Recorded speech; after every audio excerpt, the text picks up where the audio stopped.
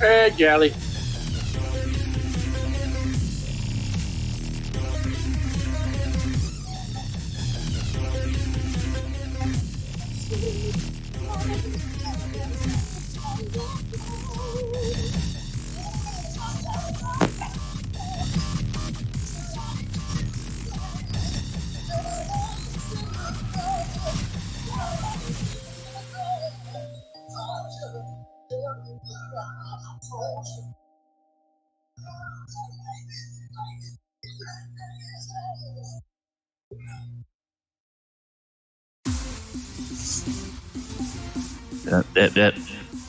There Okay. you are.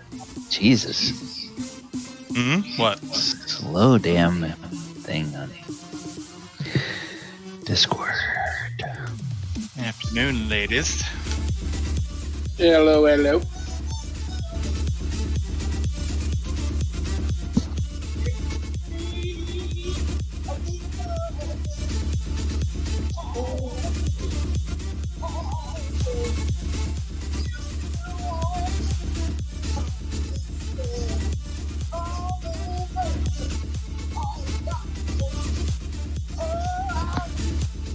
Don't you hate those damn, when you buy a product and they've got that thing wrapped around the twist off lid and it's so thick you can't hardly even get it open? You talking to You gotta about the finesse plastic it. thing? Well, there's this dressing, I don't know if you've heard of it, but it's made by a company called Lighthouse, and it's Lite, but they make the best dressings. Their ranch dressing is legendary, but I really love they have an original blue cheese dressing. Oh, so good. You lost me at Blue Buckets.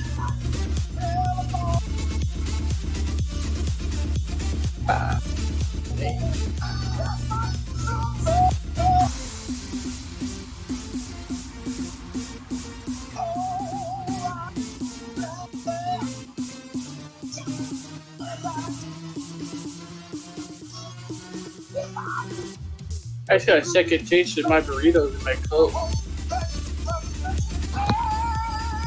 I'm having a hard time understanding you with the music. What? I just got a second taste of burritos and Coke. Ugh. Burritos with Coke. Yeah. Are you talking about afterbirth? Or burp? Yep. Yep. That's exactly it. Yeah.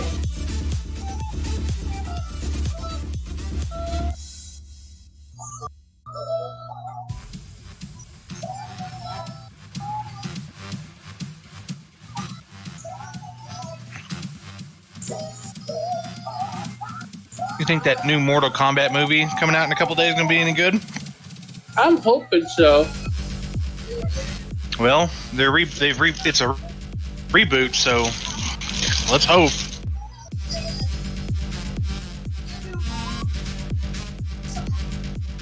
They got the technology now to make really awesome Mortal Kombat movies. Oh yeah, it's gonna go down to how it's acted out. Mm-hmm. There's not a lot of familiar names in it, so we'll see what happens.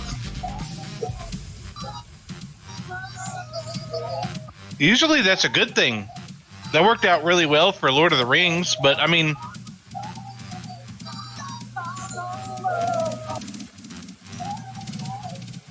even though, you know, there were popular people in Lord of the Rings, but I mean, all the hobbits and everybody were like no name, you know? Yeah, Elijah Wood was just coming up. Yeah, he was pretty not well known. What's his name? I guess he was in what, Rudy and shit like that. The one playing Sam? Yeah. He's been around for a while. He was in Gooney. Yeah. You know what? I guess the more I look at it, There was a lot of popular people in that, even in the first edition of that movie.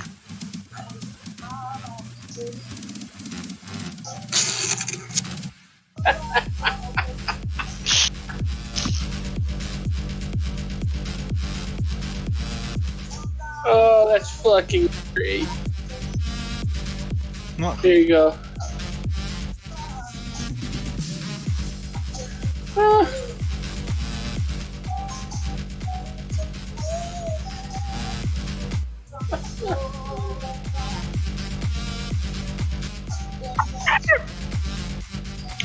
Hi. Came in with a sneeze. Bless you. Hi. Hiccup. And yes. Oh. That was a painful sounding hiccup there.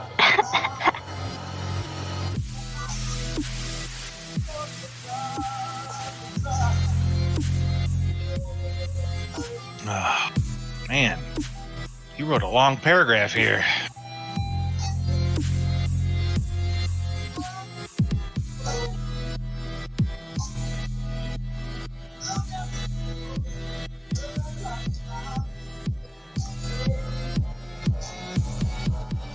Oyohusa's gonna have to give up his life to bring you back, Pete.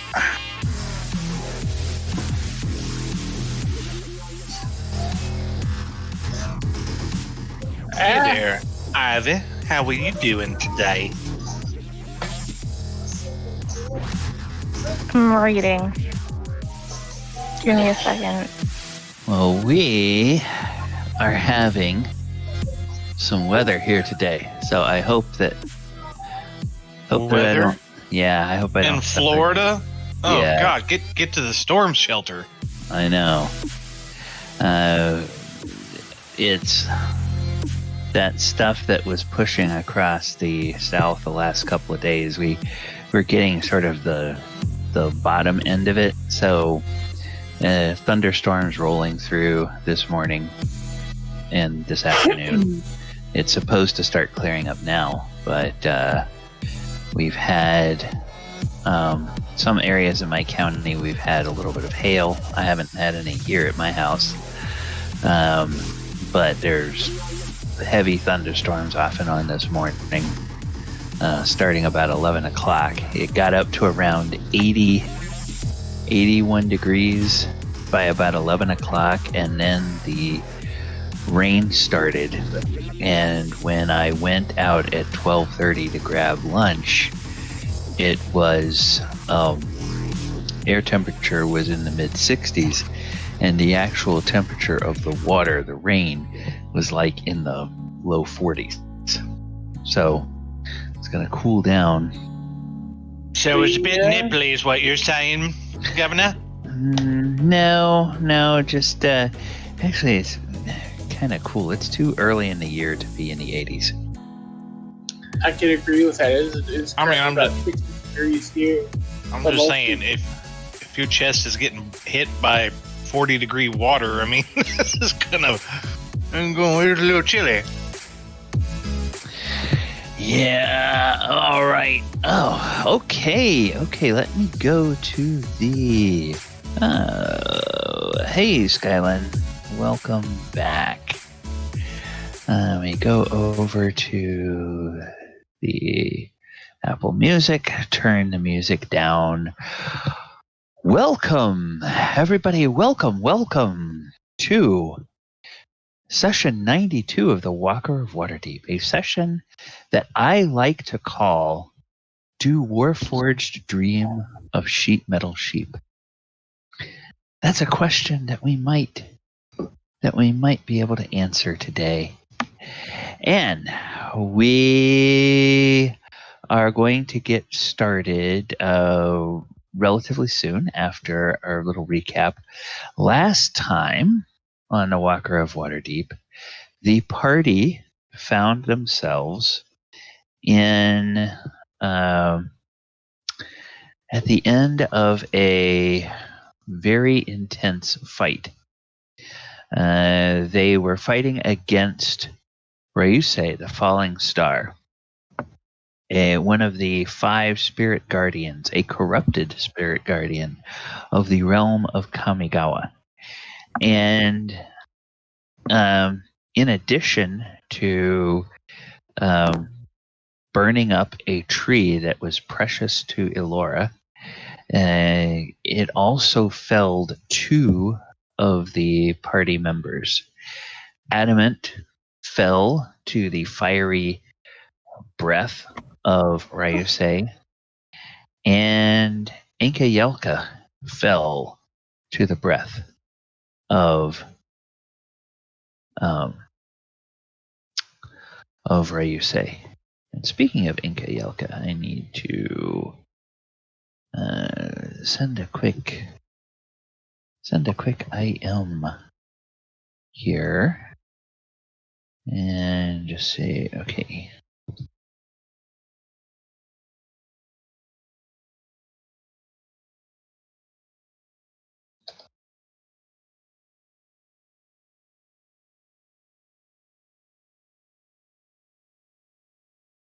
All right. So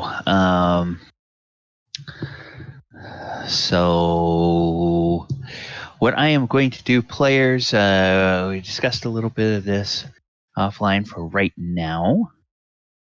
I am going to go ahead and for everybody except for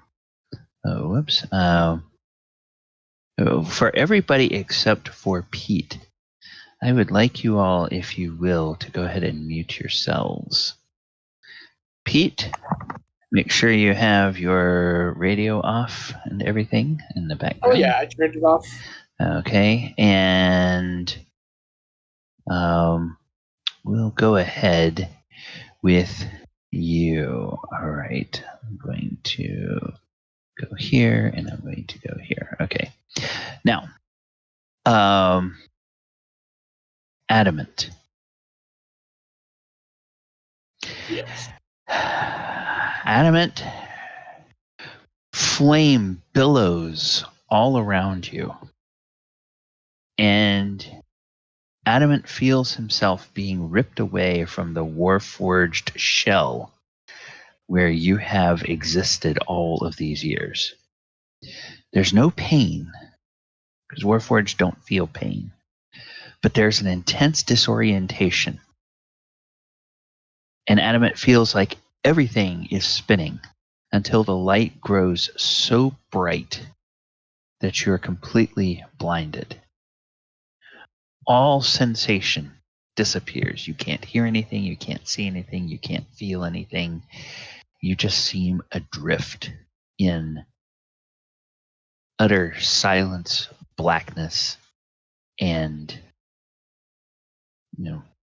no sense of what's up, what's down. Gradually, your vision returns, and you're aware of growing sensations. There's heat radiating from somewhere nearby, and sound begins to fill your ears. At first, it seems far away, but then you realize you must have been deafened, and now your hearing is returning. The sound you hear is that of hammers clanging on anvils and bellows heating forge fires. The heat you feel is the heat from those forges.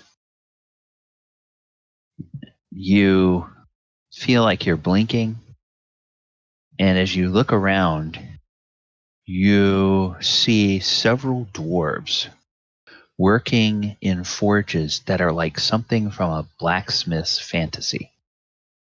Ingots of every imaginable ore are readily at hand, and every tool a dwarven smith's mind could conjure are arrayed at each forge, neatly arranged and easily accessible. Working at the forge immediately before you is the shape of a familiar figure. Bilgar Oakenhead's powerful muscles raise a smith's hammer and bring it down on a heated bar of iron alloy. The dwarven cleric is in his prime.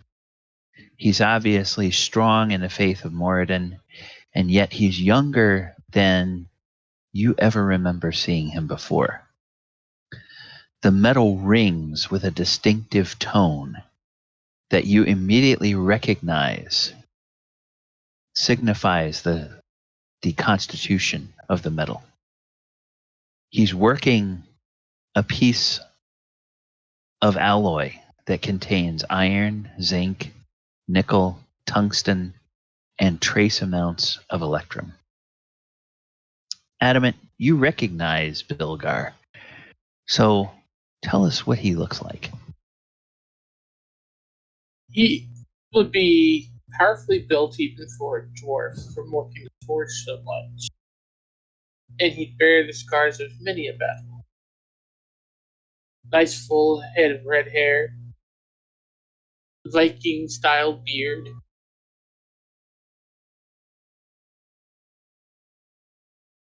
Okay. bright blue eyes. Mm.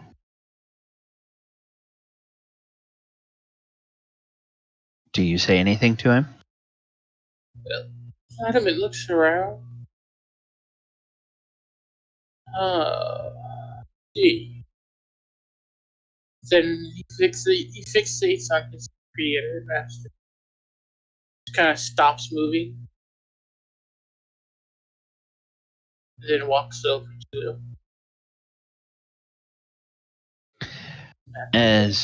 As you walk, you can't help noticing as you look down, you look at your limbs. You seem to have a form here, and you realize that you look different. Your arms and your legs look more, the only way you can think of it is they look more dwarven. Your body still appears to be made of metal, but now you have a metallic skin that stretches and ripples over what appears to be metallic sinews and muscles. You're dressed in the simple clothing of a craftsman, a smith. And you notice as you approach Bilgar, there's a vacant forge next to his. And something tells you that that forge belongs to you. Bilgar turns and says, "Well, my boy, I always knew I would see you again. I was not sure I would see you so soon." I wasn't sure that I actually died in that fight, but it would seem that I have. Kind of looks around for a moment.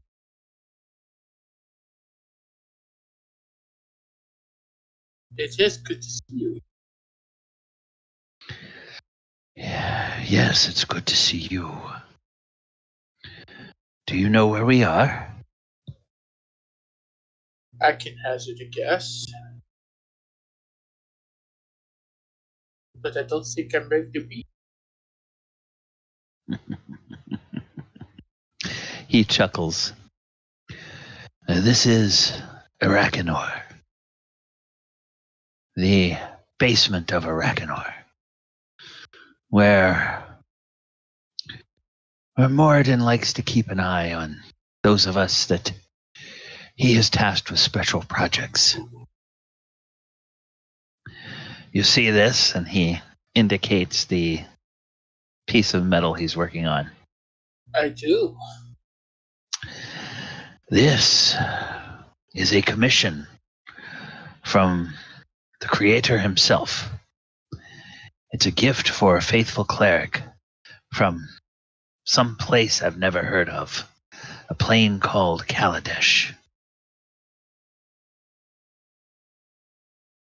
Interesting. And as you're talking to Bilgar, a disembodied voice calls your name. Adamant. He looks around. There's something familiar about the voice. And yet, it has a different quality than you've heard before.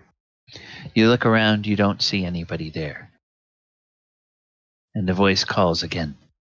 Adamant, Somebody. lad, I'm not ready for you to leave yet.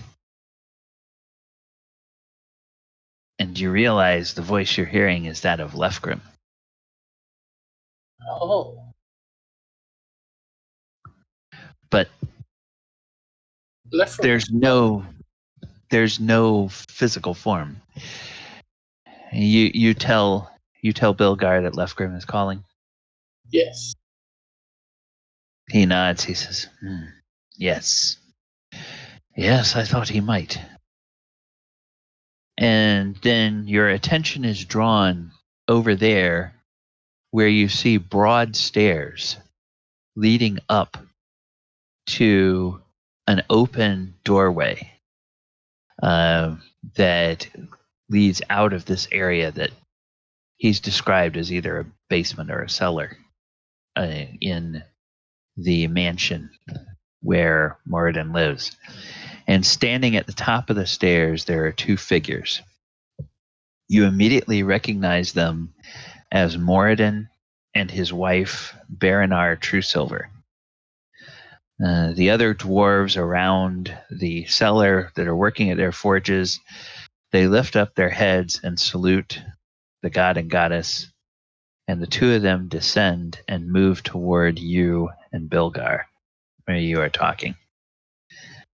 And Moradin says, "You have a fine son, Bilgar." And Baranar says, "A fine boy indeed. But here sooner than he expected, I believe." Indeed. Go ahead. That's all I'm saying. Okay. Moradin nods. "Sooner than we all expected. You are welcome to stay, Adamant, and take up your hammer beside your father. Or you can continue as you were. Even now, powerful allies, gather with your friends." And he points across the cellar. He looks over that way. Okay, looking in that direction, you see the shapes of Elora and Galibar and Oyohusa. They're gathered around. Behind them, 4 enormous serpentine forms hover.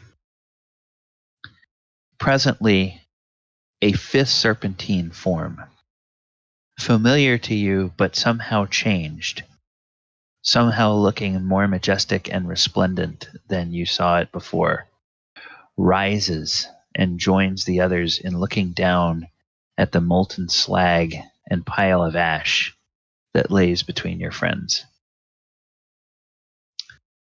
The 5 enormous serpents close their eyes, and you can sense them focusing in concentration on some common goal. Presently, a shimmering portal seems to fade into view and grow solid. Through it, you can now clearly see your friends, and between them you can see a faint outline of the body you remember being yours. You turn your head back the other way, and you see the empty forge next to your father. "There is no wrong choice, dear boy," Baranar says. And Bilgar says, "I will be here now. I will be here always. The choice is yours." Which way does Adamant turn? But before you answer that, we have something else that we need to do. Okay, then we're going to everybody else can go ahead and unmute.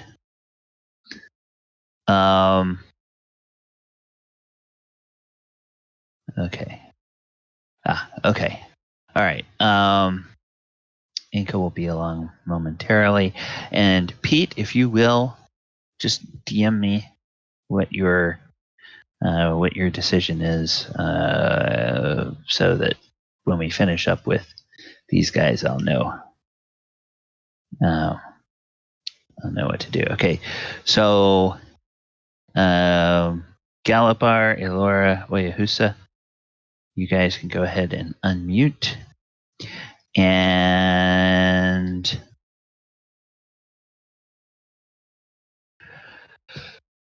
the two of you, or the three of you, see before you and between you, you see a cooling slab of metal that looks like part of adamant, only showing scorch marks where it has burned. And over there is a pile of ash where Enka was. The gear of each of your companions sits inert on the ground next to their remains. Next to you, the form of Ryusei, the falling star, lays motionless, except for some shallow breathing. The air around you suddenly shimmers. And as it does, you find yourself in the presence of 4 enormous dragons. Galibar immediately gets down on one knee and bows. Okay. You recognize these supernatural beings as Jugan the Rising Star, Kaiga the Tide Star, Yosei the Morning Star, and Kokusho the Evening Star. Jugan looks at the three of you and says, "Heroes, you have prevailed." And Kokusho adds, "But at a terrible cost." Kaiga says, "Quickly, find the corrupted scale and remove it." And Kaiga looks then at Galibar. "You will know it when you see it. You must pry it loose and rip it from Ryusei's flesh, and then bind the wound with the scale that you and your companions brought with you." Galibar will walk over to the slag that is adamant right now, and he'll take the scale that Adamant was carrying. Okay. He will then walk over to. Well, I guess he'll jump down because Ryusei is on the ground now, and he is going to start looking. Okay. While he is looking, Oyo, Elora, do either of you do anything? Do you assist in the search?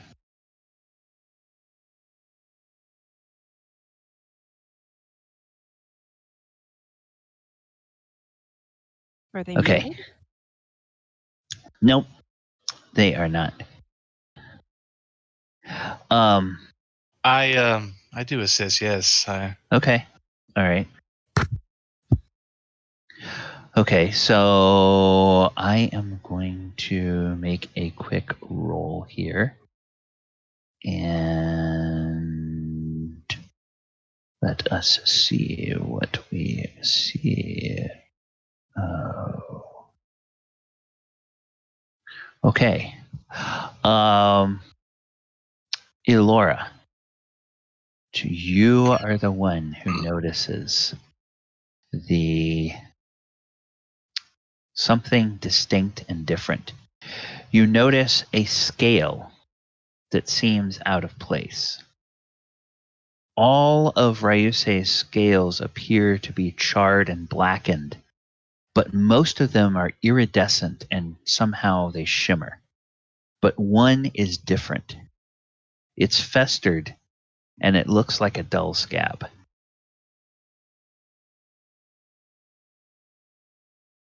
She pointed out. Elora, to I guess, will Galibar. point it out to everyone else.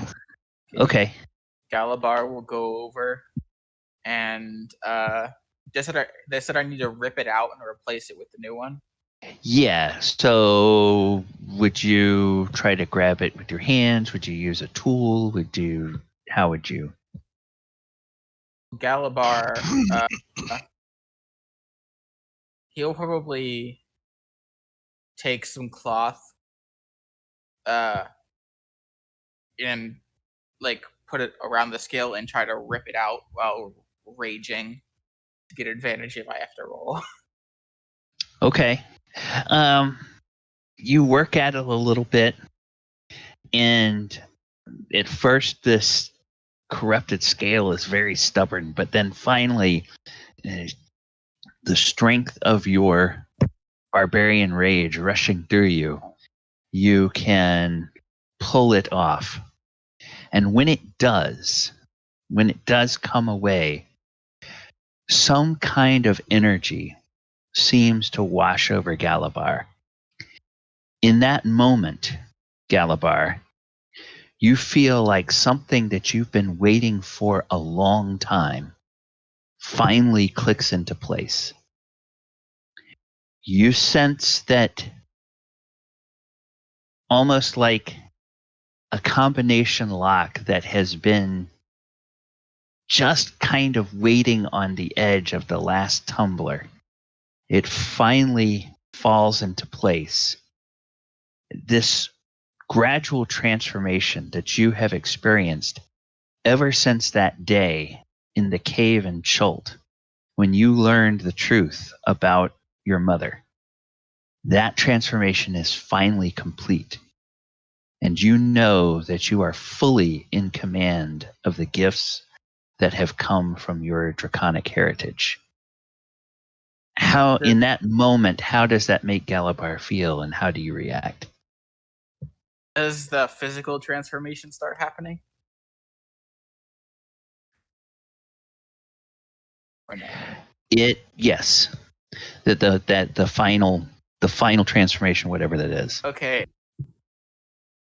I guess Oyohusa and Elora, and I guess these dragons would see Galibar kind of like grabs his head as if in pain for a moment, and a lot of stuff changes on his physical body. The silver white scales that have been covering his arm and back and neck start to grow further along his body and harden as armor, and they become super freaking shiny, as if polished. His skin turns an icy blue instead of its normal green.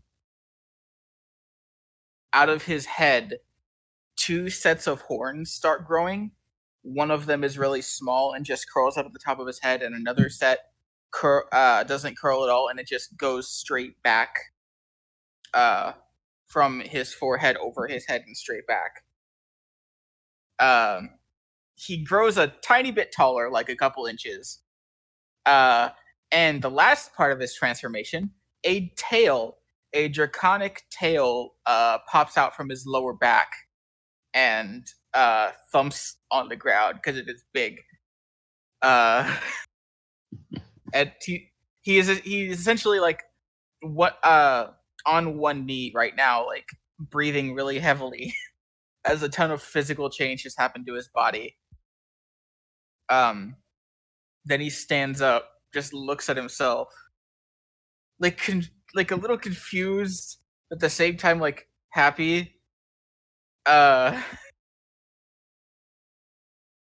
he looks up at the 4 dragons and just says, "Thank you."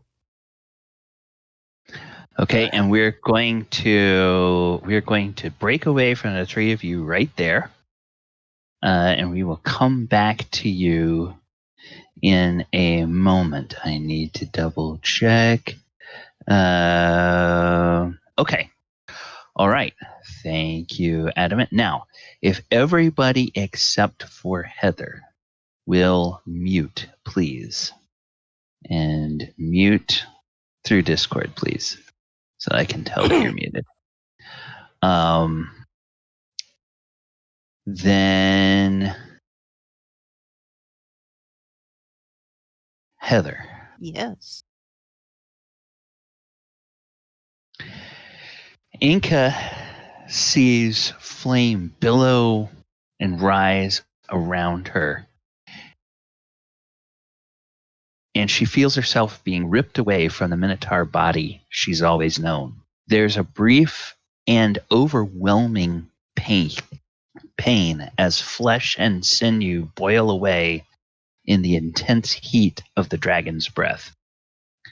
And there is a disorientation. You feel like everything is spinning until the light grows so bright you're completely blind. The noise overwhelms you until you can't hear anything. Your nostrils are so full of every imaginable scent until it goes away, and then there's no sensation of touch. You're just like floating in a void somewhere. Okay. Very slowly, very gradually, your vision and hearing return, and you find yourself somewhere familiar. You're in the lush green Hurloon Valley of your youth. More specifically, you're in the nook of the vale that your family's tribe calls home. Tell us, what does this look like?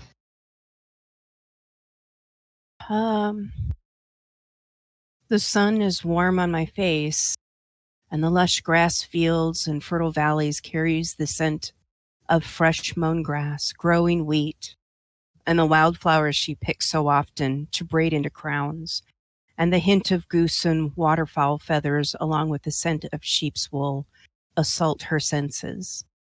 The vibrant greens, the dark gray of the mountains around the valley, and the bright blue sky with the blazing sun at its peak overwhelm her sight, bringing tears to her eyes.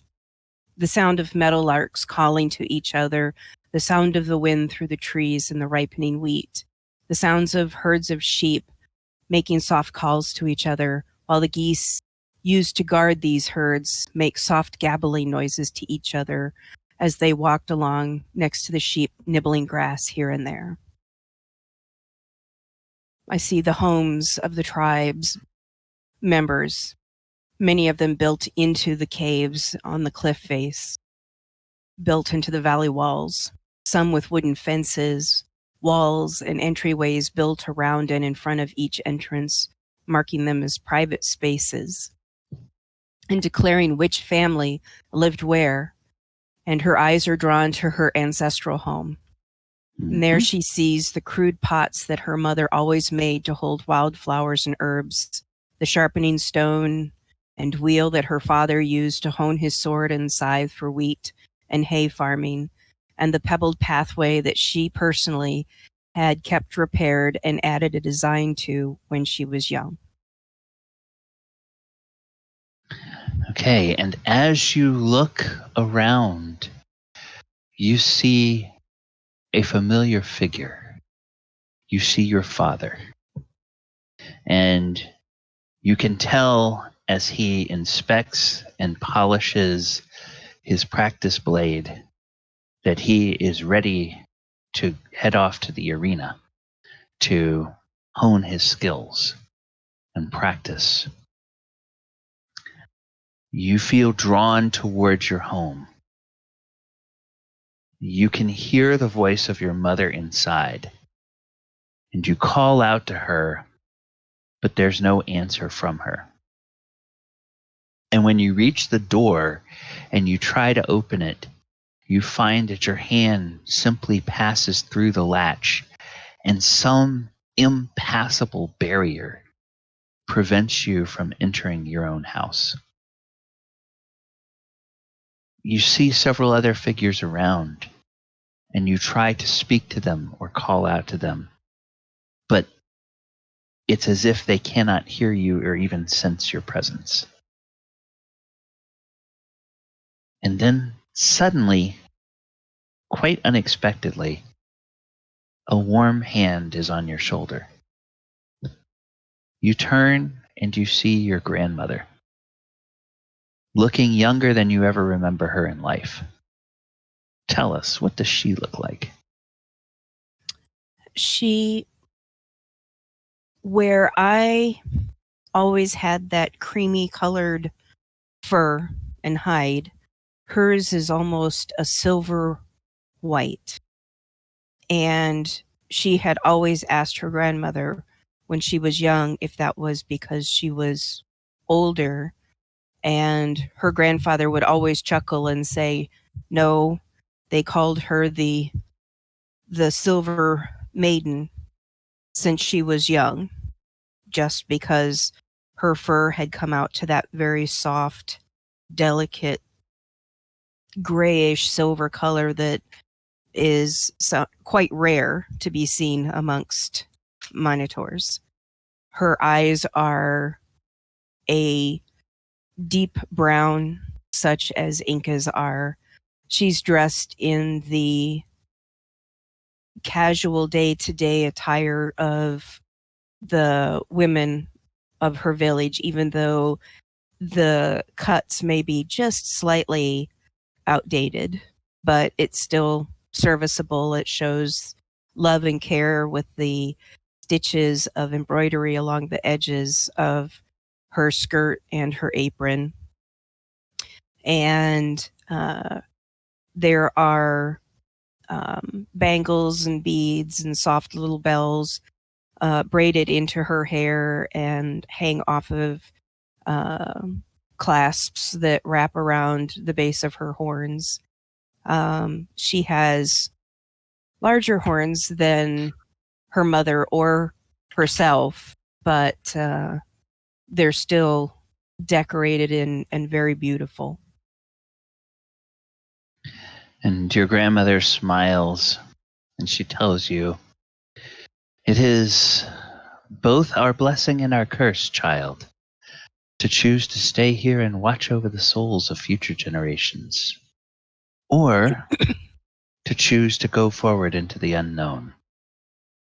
Many have chosen the latter. But some of us are still attached to the life we had here and to those we still love. And then your grandmother pulls you in and embraces you, clearly happy to have the chance to speak to you again. And as you look beyond her, you see sort of an open air, a space you've thought of as a ritual space. It's where the tribe gathers for religious worship, important ceremonies, and community celebrations. And over there, in that area, you see the shimmering forms of many tribal elders from your childhood and long ago. It seems those who, like your grandmother, are the ones that watch over the village. And so much has happened in such a short period of time. And Enka just feels like she needs to process everything. Now, there's a place that you remember always going to think and to meditate. Now, Enka, where is that place and how do you get there? As she has looked around the village and has seen what she can now tell are other spirits waiting, watching, she looks back at her grandmother and her parents, and then decides that she's going to run into the forest around the village on the outskirts. back to where she always felt comfort, felt at home. And she feels the tears on her face as she runs, feels the wind blowing them away. She goes down into the lower valley and then up into another set of trees where the herders tend to take animals to be allowed to graze at certain times of the year. And there are open spaces where trees used to be many eons ago that have fallen and been taken away or have decomposed, leaving usually a large puddle of sun. And there is a particular rock that she sits in, or that she sits on in one of those spaces that is basically her hill. It was where she used to sit and sing while she kept track of the herds and her charges. When she gets there, she sees that nothing has changed except the trees have grown a little more and the shade growing a little closer to that spot of sun. Okay. As you move over and sit on your rock, your mind is drawn in two directions. First, you think of what you've just learned about this place and about those who watch over it. And then second, you also think about the adventures you've had, the new friends that you've only recently met, and who are now on that distant peak in Kamigawa. How do you feel about those two things that you've just experienced? She definitely feels the pull of her soul to go back and be with her family, to stay where she's familiar, where the world all makes sense. And yet the other pull is part of, she wouldn't quite call it growing pains, but basically she's grown up, she's matured, she's become a bard in her own right. She has felt that need to go out and to meet new people and learn new stories. And each one of her companions that she had lately found herself with, each had their own story that she had only just begun to learn what that was, what made them tick, what shaped their lives. And then also thinks about how she lost her own life. And shortly after, she had seen the loss of one of those friends. But she still feels the pull in that direction, though she is slightly confused because if she knows that she can't return to them bodily. And so would she be left trying to chase after them in spirit form, unable to interact, unable to do anything to help them as she had been?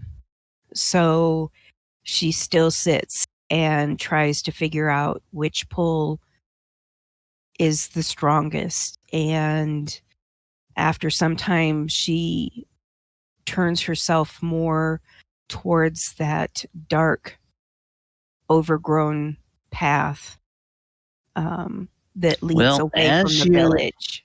As you sit there contemplating, the swish of feet in the grass draws you back to the present. standing before you, somehow arriving without you noticing, there's now a halfling who has a nimbus of power playing around her form. Immediately, you recognize her as Sheila Peroirel. Her dress seems to be made of wildflowers, and she carries a walking staff with a sickle at the top, which she leans against her shoulder. Beyond this halfling goddess, two paths wind into the distance. Instinctively, you know that one of those paths leads back to your village. "Welcome, daughter," the goddess says, and then sort of a mischievous smile plays across her lips. "Though I dare say if anyone in the Shire heard me call you that, it would cause more discussion and conversation than any of old Gandalf's fireworks displays at Bag End." My Enka immediately, upon seeing the deity that she chose to honor with her belief, she goes down to her knees, bowing her head, and pretty much trembles a little bit in awe of being in front of this goddess. Here comes the musical laugh of this halfling. "We'll have none of that. Sit. I will kind of look up at her and then kind of reach back to sit back on the stone. Okay. She sort of kicks at the grass with her feet, and she says, "I sense you're troubled." Yes. And she then cocks her head and waits for your response. I feel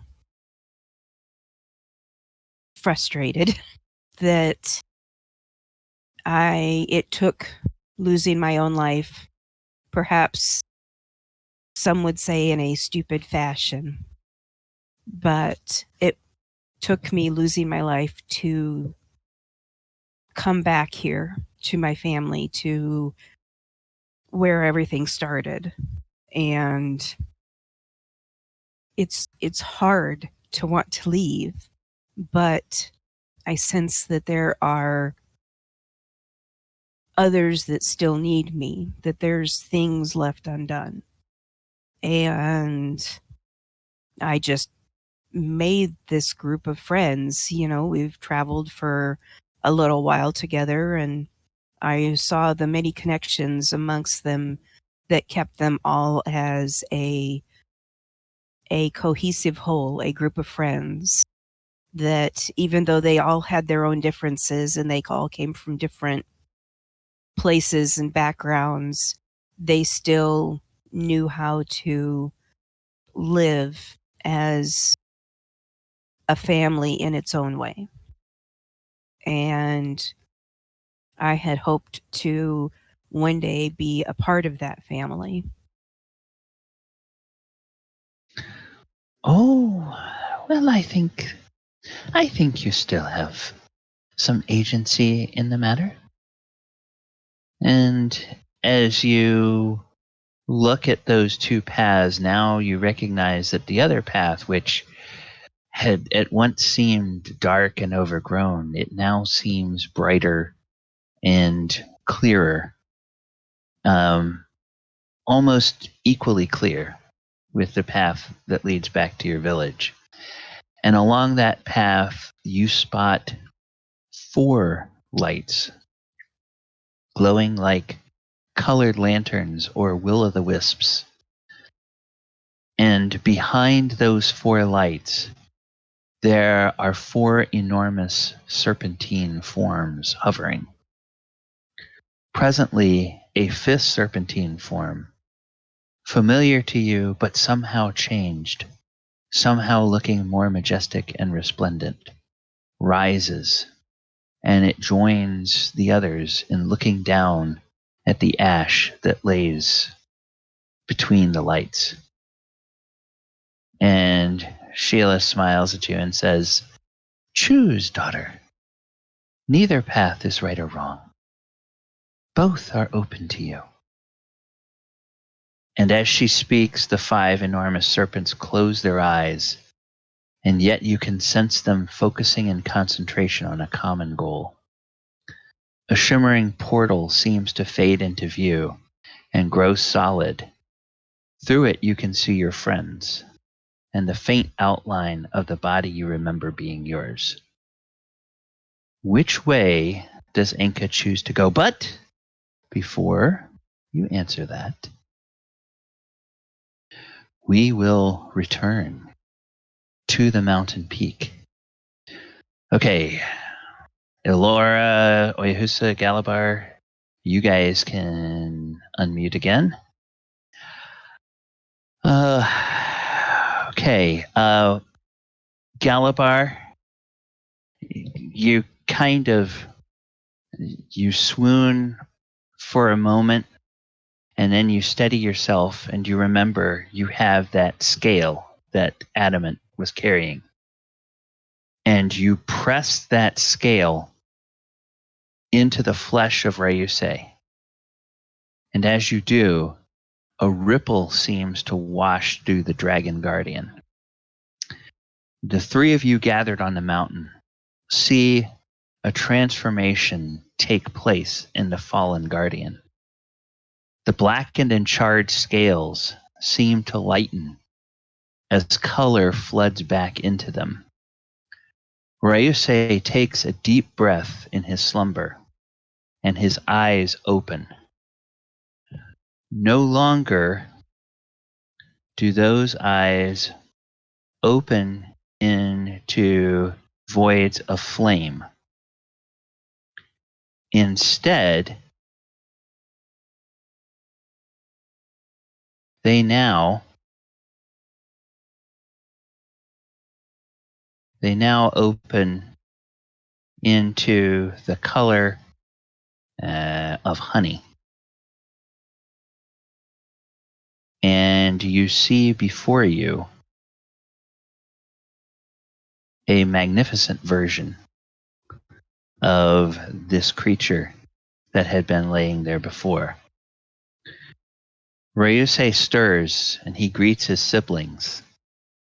Then he turns to the 3 of you. "Once I was called Ryusei the Falling Star, but now I am reborn as Ryusei the Guiding Star.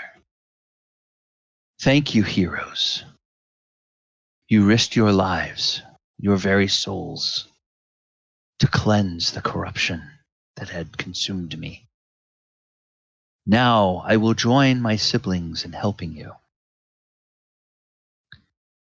And the Guardians, they begin to move, and they form a 5-pointed ring around you. And if you think about the arrangement of this ring, let's see, where are you guys? Okay. To the,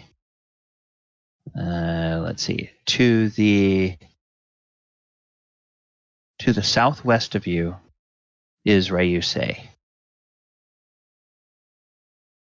To the northeast of you is Kiga. To the direct north of you is Yosei. To the northwest of you is Jugan. And to the southeast of you is Kokusho. And you look around this circle, And these spirit guardians, they all close their eyes. And on the ground before you, faint outlines of the familiar forms of Adamant and Enka appear, shimmering and insubstantial. Ryusei says, "Now it is up to them. We have opened the doorway, but only they can choose to walk through it." So now we go back to Adamant. Pete, what does Adamant choose to do? Adamant, Adamant is going to go back. Okay. Enka, or Heather, what is Enka going to choose to do? Well, as she's looking down that pathway, seeing 4 lights and basically a gentle repose of herself, so to speak, she looks back towards the village and is trying to truly decide where her heart wants to be. And finally she smiles at Sheila and then walks down the darkened path towards the 4 lights. Okay.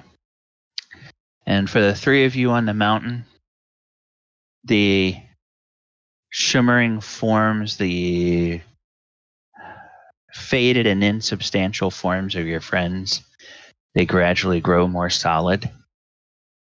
And eventually you see Adamant's solid body laying there.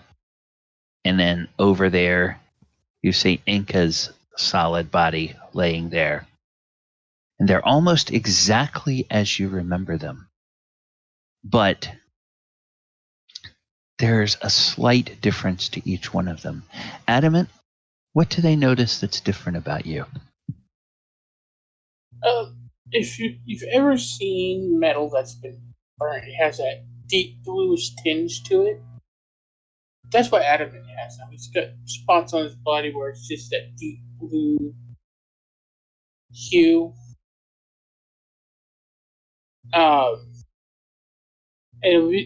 It'll all be centered on the front or going around him like with licks of flame.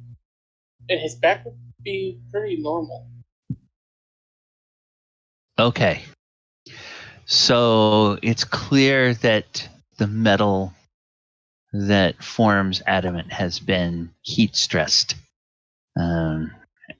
where it got blasted by the dragon. And Enka, what do your friends notice that's different about you? Where her horns used to be, they look like they have both been broken off partway down. So it has exposed the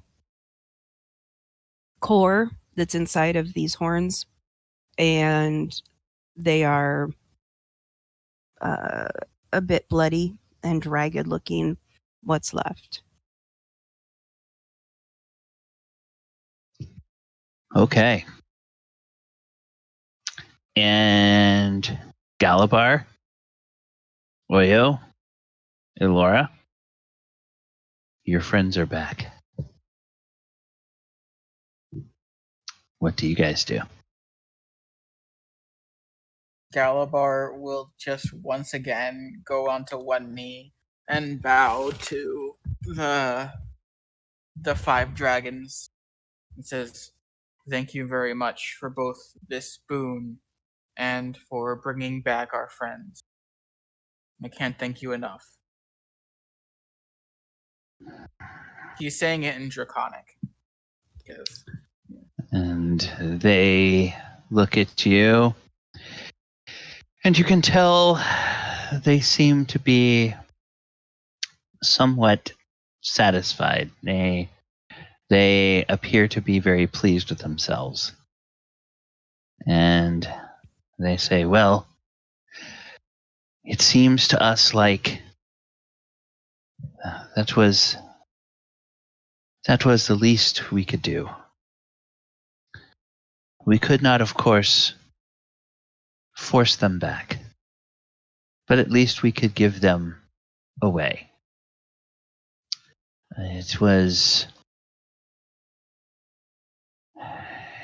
only fair after you all risked your lives, risked your very existence to restore our sibling. And then Ryusei says, I think this means that they are the ones that were foretold, does it not? And they said, indeed. The others say, indeed, it is. And Ryusei looks at you and says,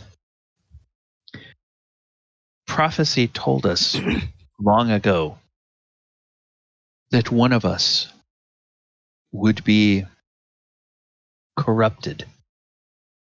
It did not warn us which one. And it said that when we were corrupted, 5 heroes would appear and cleanse that corruption. One of which had the blood of a dragon. And we see that you all are those heroes. And we were entrusted with a pair of items that I think you may find useful. And they turn, and that platform, that area that seems like a circular platform in the middle of this hilltop, that trembles. And then the interior part seems to gradually rotate, and it starts to rise. And it's twisting as it rises, as though it's on some big threaded screw or something like that. And as it rises up, a open doorway appears in the middle of it, and you're looking in, and it seems like you're looking into a vault of some sort. And this vault is mostly empty, but Ryusei moves into the vault, and then comes back out. And when he does, he is bearing 2 items. Okay, so let's see, where are we? I need to go to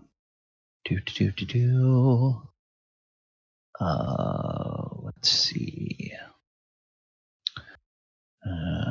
Appendix. Oh, where are you? There you are. Okay. One of these is a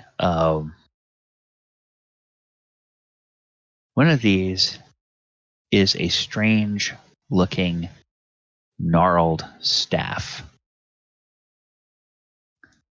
And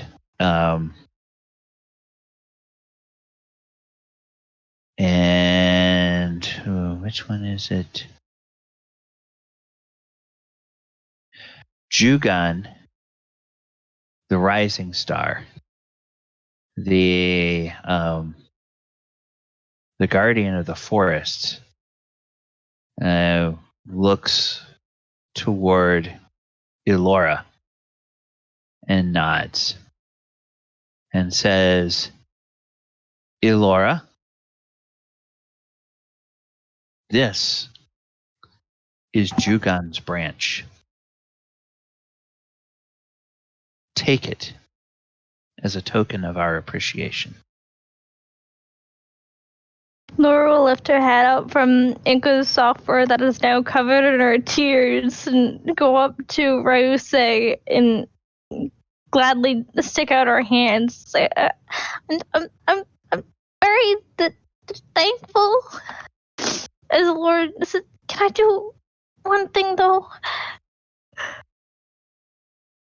Yes, of course. As she reaches up to Ryusei and pats his nose.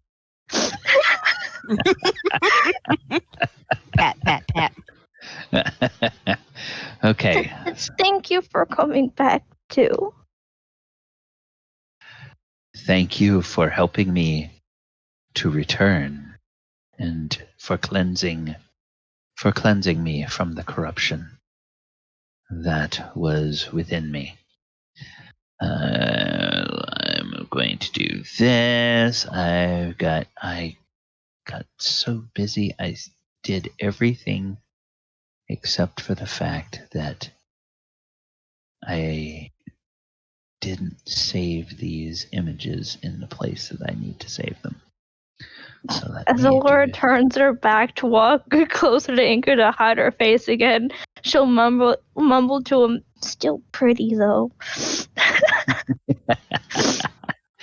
And so let's do this. We will say again. All right. Then I need to go over here and I need to create a handout. And this is Jugon's branch. And then I need to go get this image. And where are we? We are right here. You go here. Now I've figured out finally how I need to do this so that I can do this in the way that I want to and yet not give away anything I don't want to. So Elora and everybody else, the staff that you see given to Elora looks like this.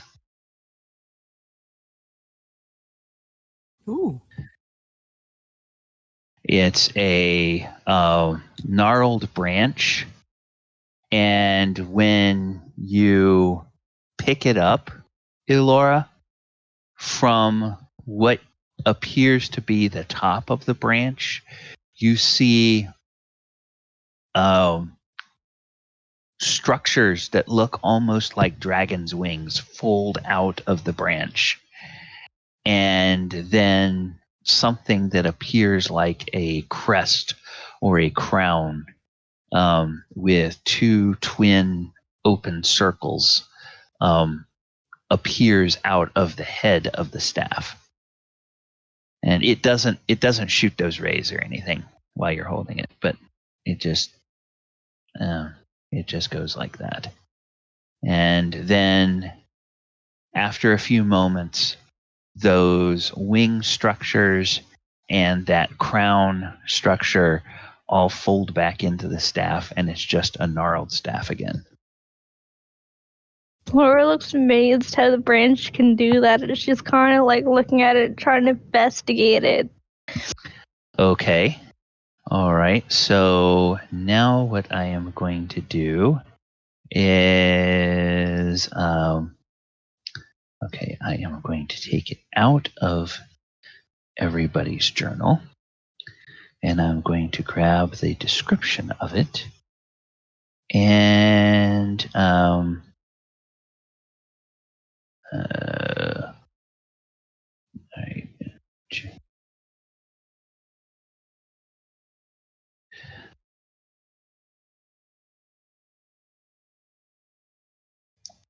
All right.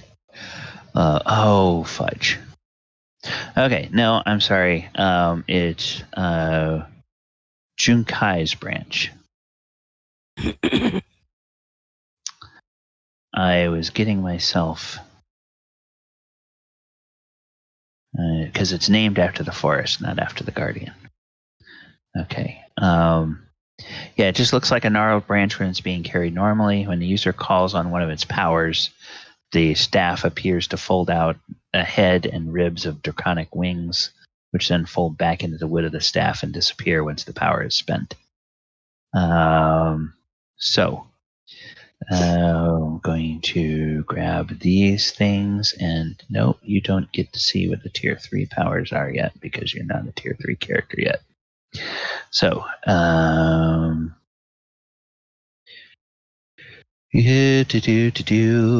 description and notes. There.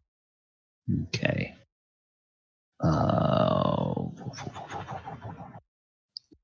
Okay. Branch. And then okay. You may see in some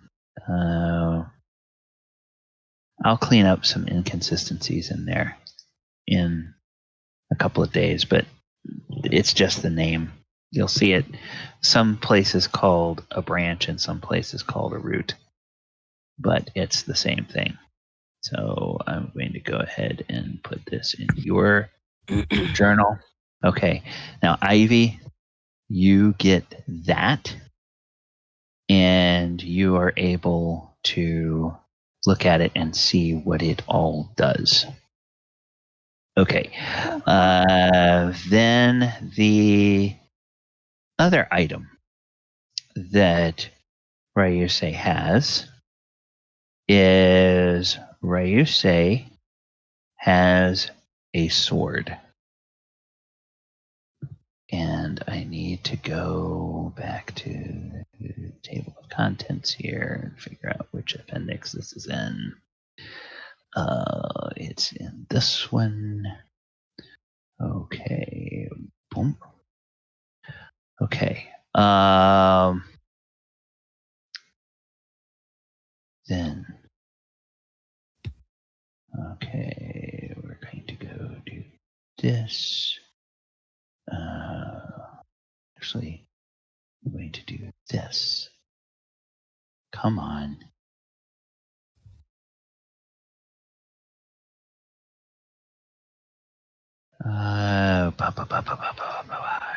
Dumb thing.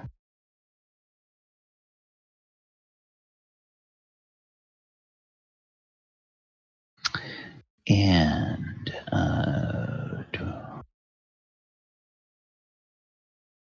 okay. No. It is. There we go. It is. We're going to do that. We're going to do this. Do.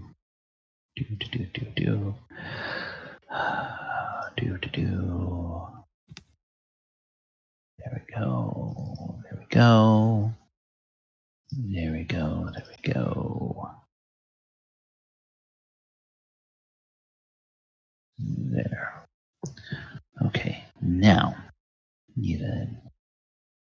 need this, and I need this. I need to insert this. And, oh, come on, you dumb thing.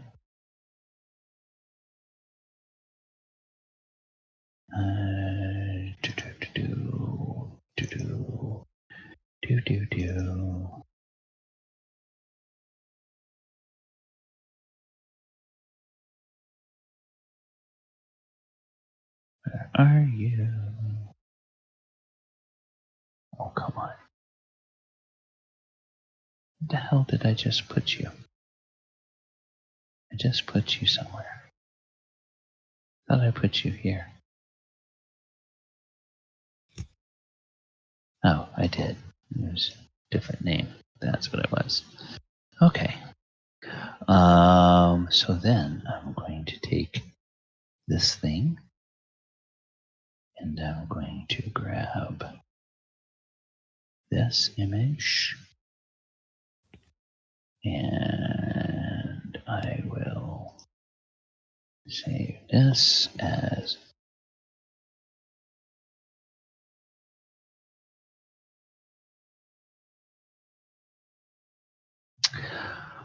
all right. We now have another item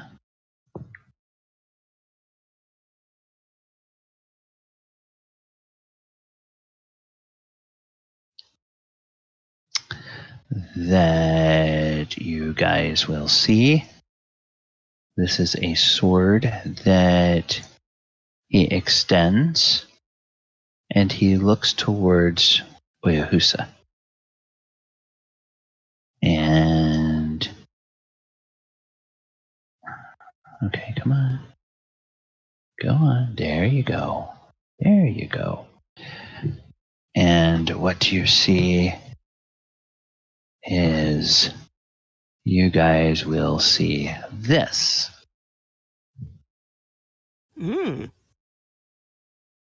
Like it's meant to cut bread.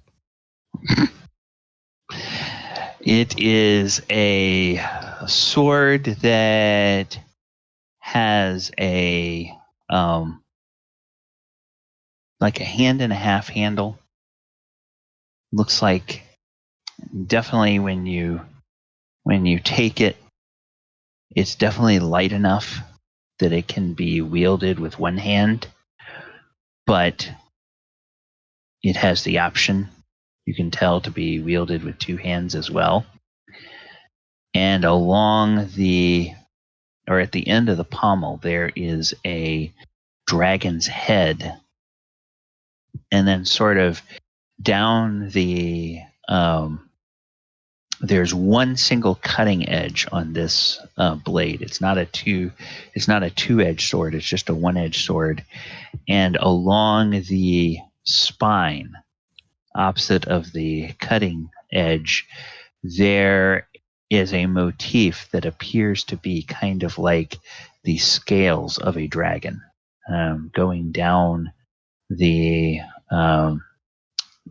length of the blade, and then what almost look like little dorsal spines coming out of that. And it is a very, obviously a very unique looking blade. And Ryusei says, Oyohusa, please take this with our thanks.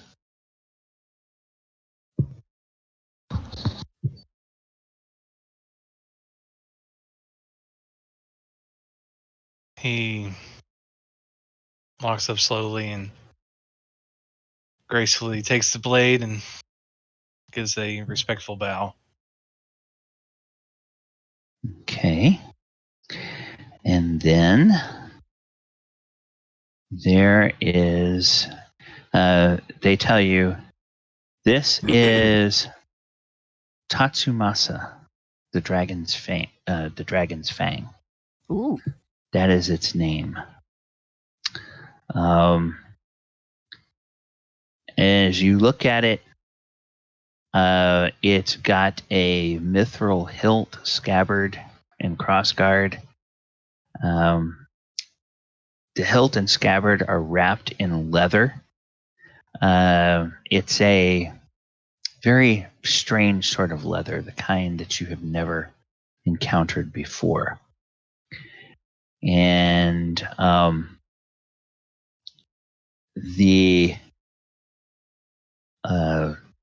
as you look at the little dorsal spines, you can tell that those spines are actually crystalline in nature, and they appear to be rubies.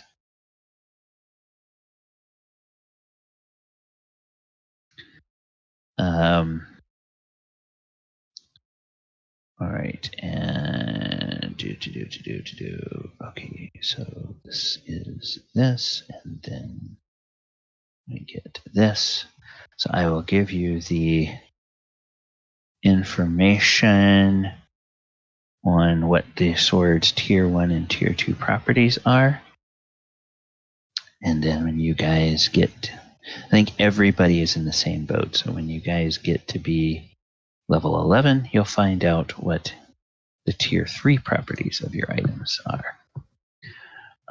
So let me go open this, edit this. I'm going to remove it from here. And then I'm going to place it here.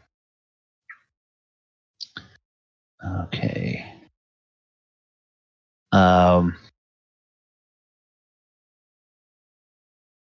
And then we will save.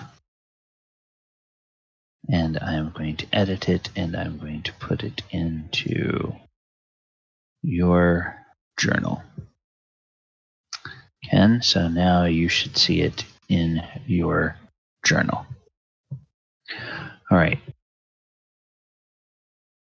And then they, the 5 guardians, they sort of sit back and, or you say returns and sort of takes up his position in the circle around you all again. Oh, hang on a second. I forgot to do something. I forgot something I was supposed to do. Let me go, and I had to move that guy because he was in the way. You are back on that layer. You are back on that layer. Then I'm going to take that and remove it, and take that. Whoops. Come on. Come on. Stupid thing.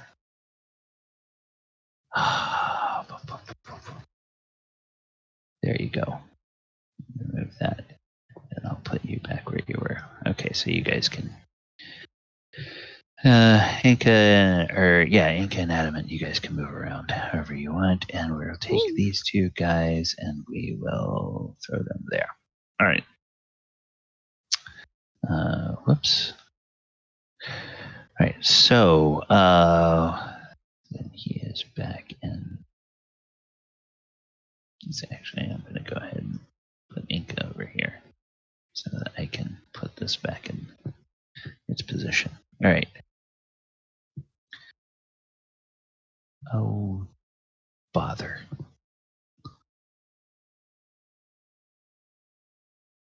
Okay. All right, so you guys are there, and they look at you and they say, do any of you have any burning questions? I sense some of you still wonder about things. Ask us, and if it is within our sphere of knowledge, we will tell you. Do you know of an easier way to deal with the Oni of Chaos that we are about to go fight next? And Ryuse smiles and says, it was the Oni of Chaos who had corrupted me. Restoring my form, healing this corruption, that has greatly weakened him. I can sense it.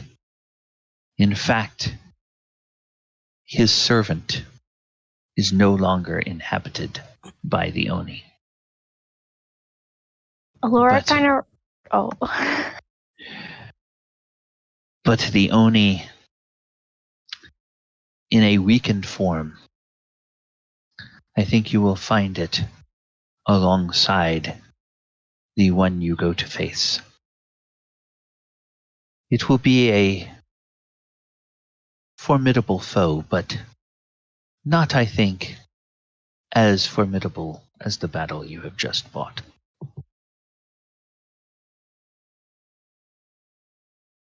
And he smiles, seeming rather pleased with himself. Laura kind of raises her hand and then reaches into her bag of holding and says, "Do you think this tea will help?" I made it for him, but I don't know. And they look and they say, as for Hidetsugu, that is unknown. If he can be cured, if the madness can be purged from him, then the tea will, I think, help him remember who he is. But whereas the corruption was inflicted upon our sibling, Ryusei, the corruption that is suffered by Hidetsugu is that which he sought out and asked for to help him become more powerful. It may be that his willing submission to the Oni of Chaos means that whatever nobility was once in him is no more.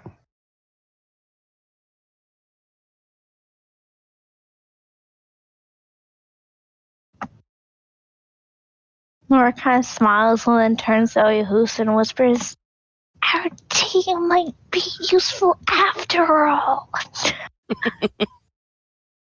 Galibar will look at the dragons again and say, "In our world, the dragon god that we worship is called Bahamut. Are you, as dragon deities yourself, are you aware of this deity? Or They connected in some way?" they look at you and, you know, even though they are dragons, and they have these snouts that don't really seem very very conducive to it, you can tell they sort of smile and they all chuckle and they say, "Please, Galibar, do not flatter us falsely. We are no deities. We are merely guardians. We guard and preserve that which is natural in the world of Kamigawa. The reason we were able to help restore your friends is not because we hold the power of life and death, but because we preserve the balance of the natural and the corrupt. It was corruption that turned your friends into unliving beings. It is the balance and the power to regulate the balance that was imbued by the one who created us that allows us to offer them a path back.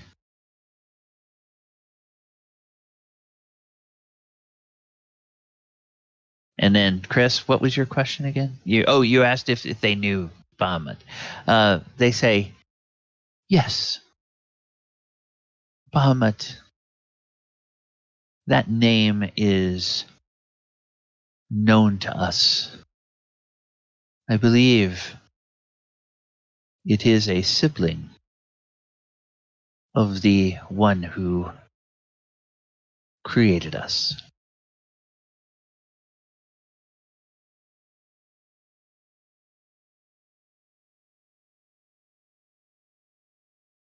Thank you for answering my question.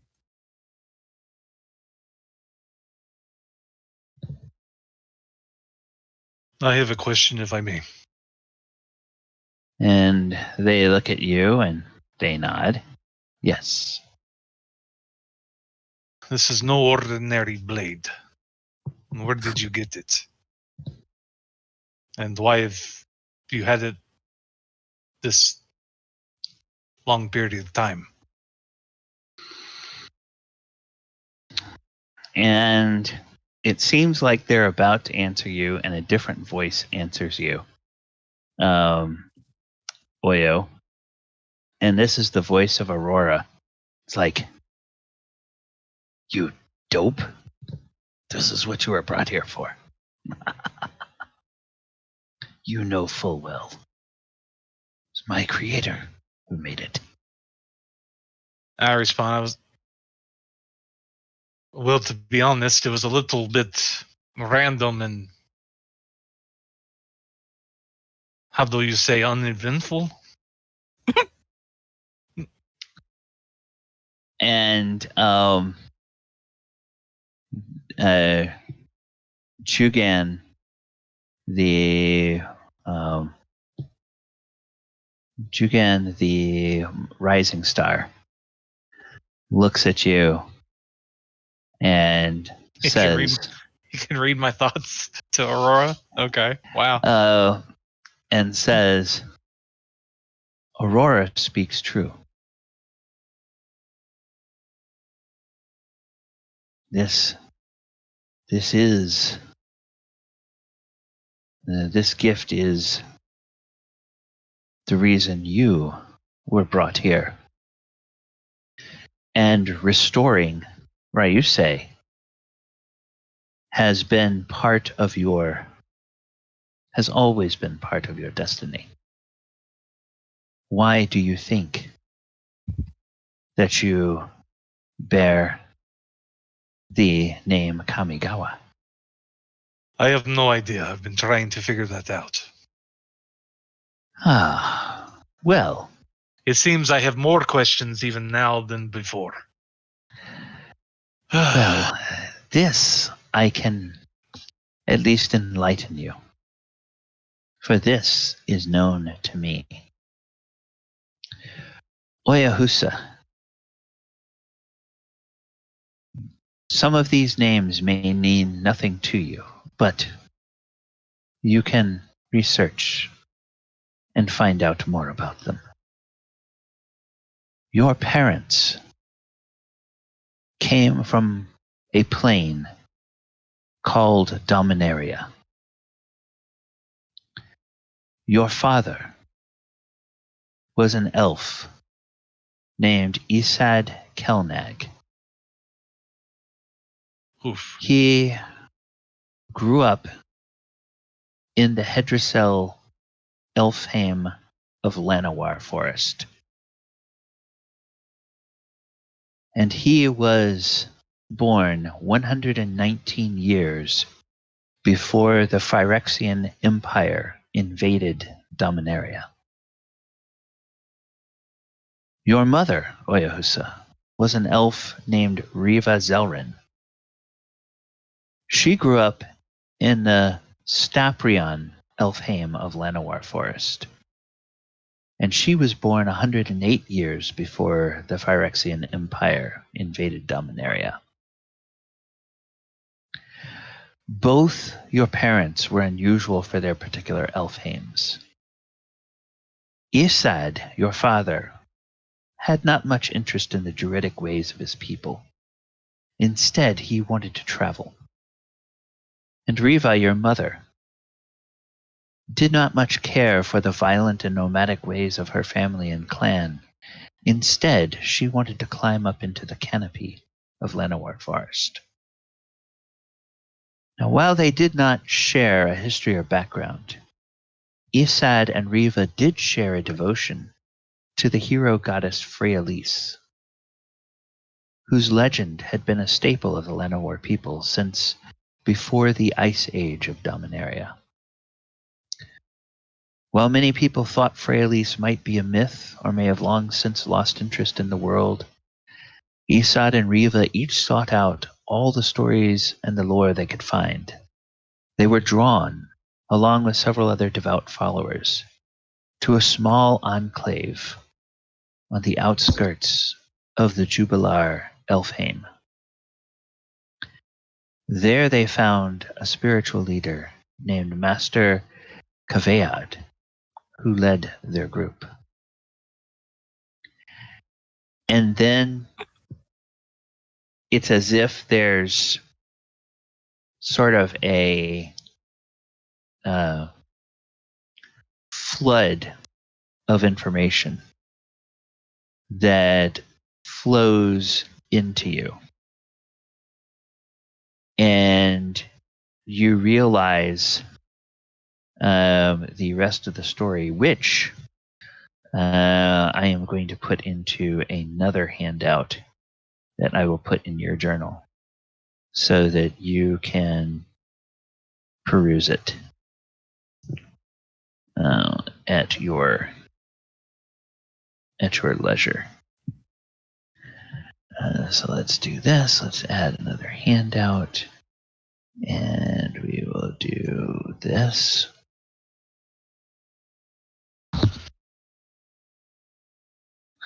Oh yeah, stops and he's got a distant look in his eyes, and he turns and dragon spirits, and he says, "I'm glad that you brought my friends back. And although it was not in a way that I expected or hoped for, I am honored that you give me such a gift."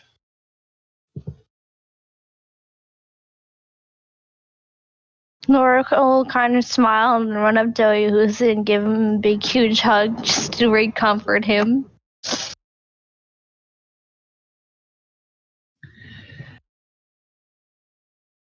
And the spirits, they acknowledge Oyohusa, or the guardians acknowledge Oyohusa.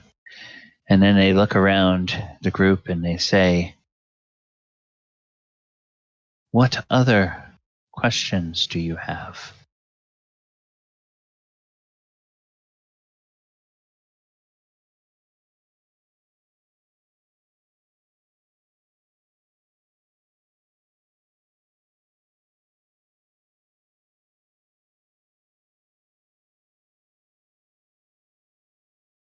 What do you advise as far as dealing with Harusuke? Well,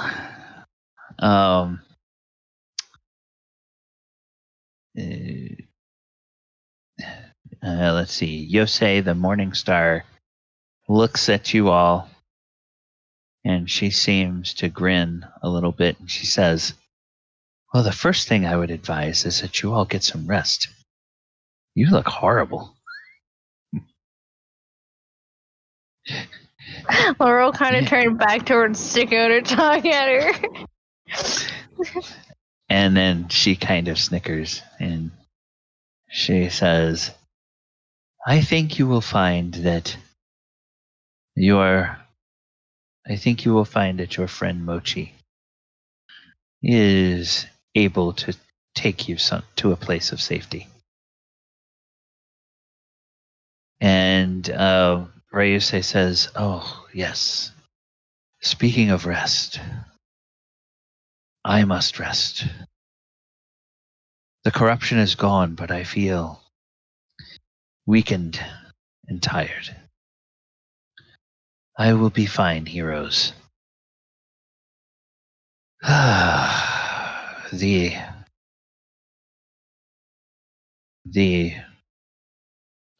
Oni of corruption, or the Oni of chaos, cannot touch me.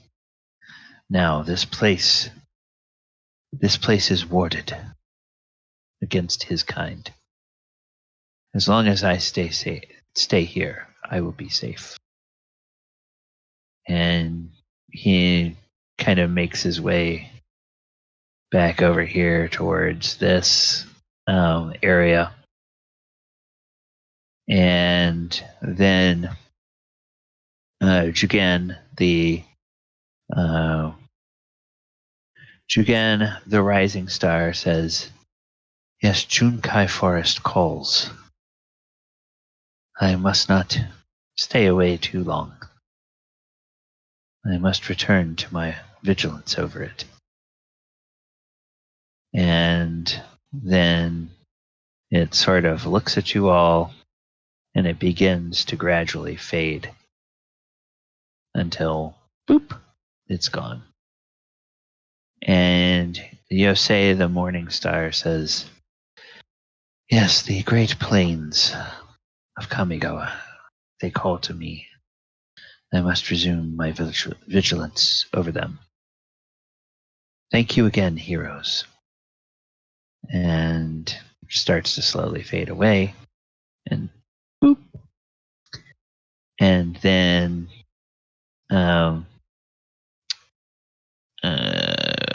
Keiga, the Tide Star, says, "Yes, wait, the sea." Before you go, the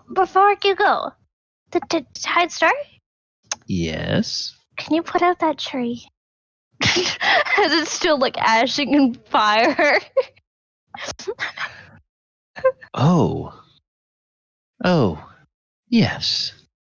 And it turns and it opens its great maw, and it breathes a gentle breath, and it seems like a mist comes out, and where the mist touches the charred and smoldering leaves, you see that the ash falls from the wood, and it returns to new growth, and the branches sprout with smaller branches and leaves, and the tree is once again hale and hearty and healthy as the breath of this dragon falls over it. Just seems to wash all of the corruption away, and then turns and says, "Is that better?" Elora's eyes, once filled with tears, look like they're shiny and they look so amazed and full of excitement, like she couldn't contain herself. Surprised how you can do that. And it's just, can you teach me how to do that sometime? And she says, "No, I'm afraid I cannot, any more than you could teach me how to turn into a beast of the wood. This is just part of my nature, just as the druidic arts are part of your nature." Elora smiles full of amazement and then curtsy bows and says, "Well, that's still amazing. I'll treasure it." And it smiles at you and says, "Now, heroes, I must depart." And it begins to shimmer and fade and boop, and goes away. Bibbidi bobbidi boop. And then finally, Kokusho, the evening star, says, "And the great swamp. I must go protect it. Know, heroes, that when you face Hidetsugu, I will not be able to intervene. It is not my place to guard the life of individuals who live in the swamp. It is my place to guard the swamp itself. As long as the swamp remains, what happens to the creatures in it is beyond my ability to touch. It is only the corruption of the land or the corruption of my fellow guardians that I have any power to influence. Good luck to you. And it begins to shimmer and fade, grows fainter and grows fainter and grows fainter until Oh, what a world! Boop. What a world! okay, and it's gone. All right, and it's a little bit early, but this marks something of a transition in our session. So let's go ahead and take a break now. I have 43 after the hour. I'm going to go ahead and put about 10 minutes on the break timer. And we will be back and we will resume our session. And chat, I'm going to bring the music up. I'm going to mute myself. You guys can ask any questions you want to of the players or myself during the break, and we will try to answer them when we get back. Galvan, before you go, I asked you a question in the private messages. What was that? I asked you a question through private messaging. Okay.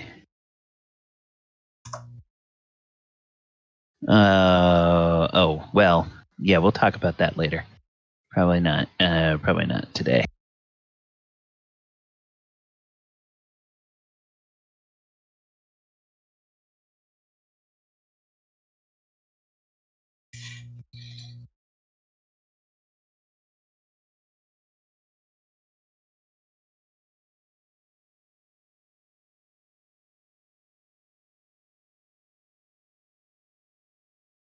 Else stay?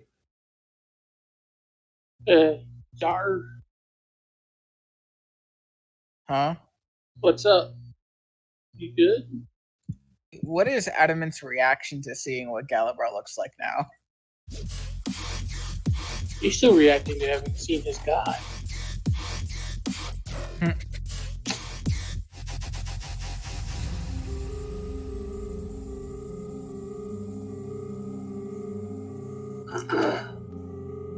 One does not expect to see their god.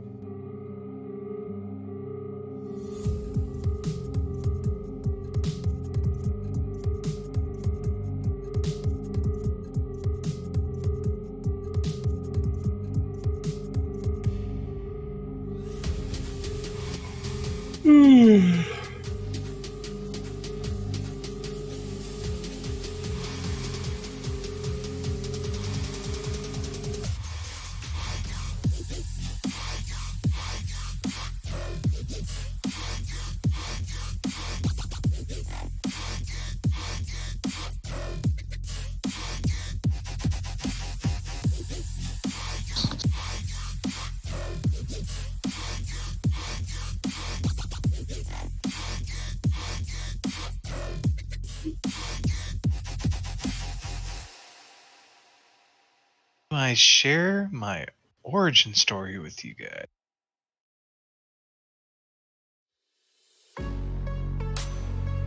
You're back. You're back. I've been here the whole time. No. What was Oyo's reaction to Galibar's new look? I think everybody's in kind of a state of what's the word? State of what just happened now? I think everybody's just kind of like caught in awe, a little bit of shock, maybe a little bit of starstruck, kind of like, I don't know. I think everybody's kind of flooded with ideas and emotions right now. Processing. Especially, especially all the knowledge that Oyohusa just gained. Like, that's super overwhelming. Yeah. But you got a lot of answers.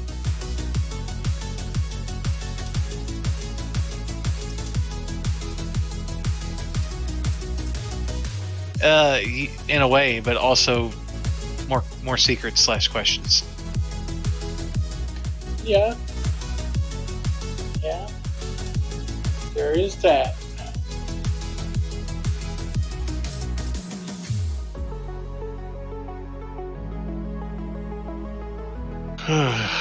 What was he talking about? Rubies or something? Was he talking about on the scabbard? Or was on the spines on the sword he said it was like rubies? I can't remember. I can't remember either. Just asking. Talk about it later.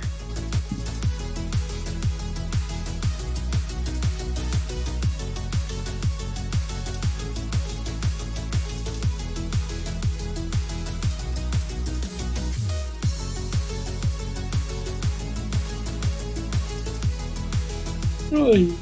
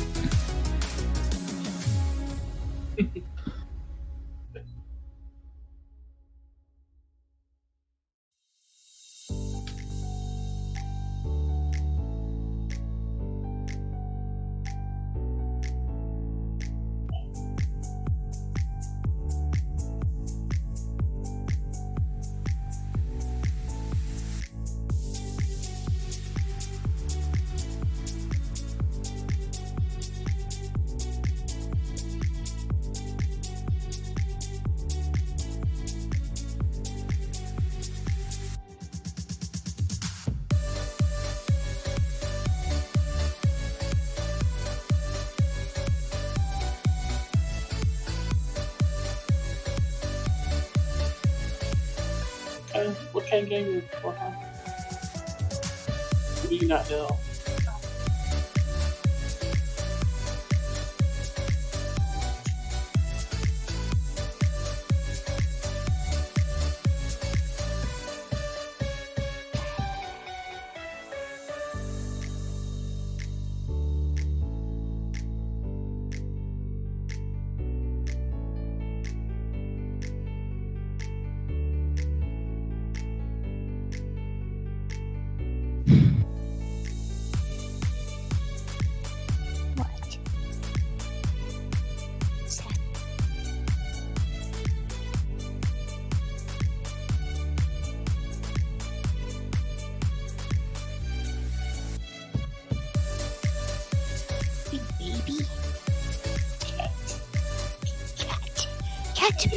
Big baby.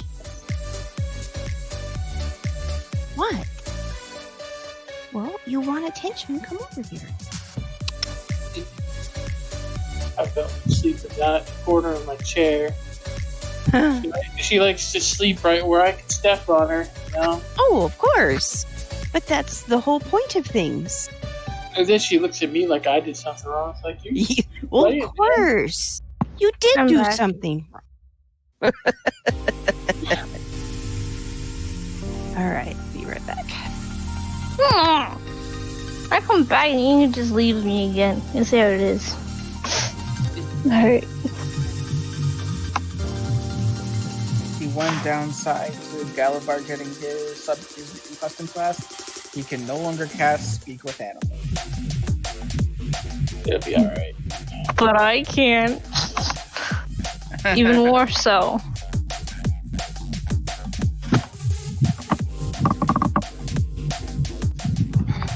But Elora gets a new pet. So yay.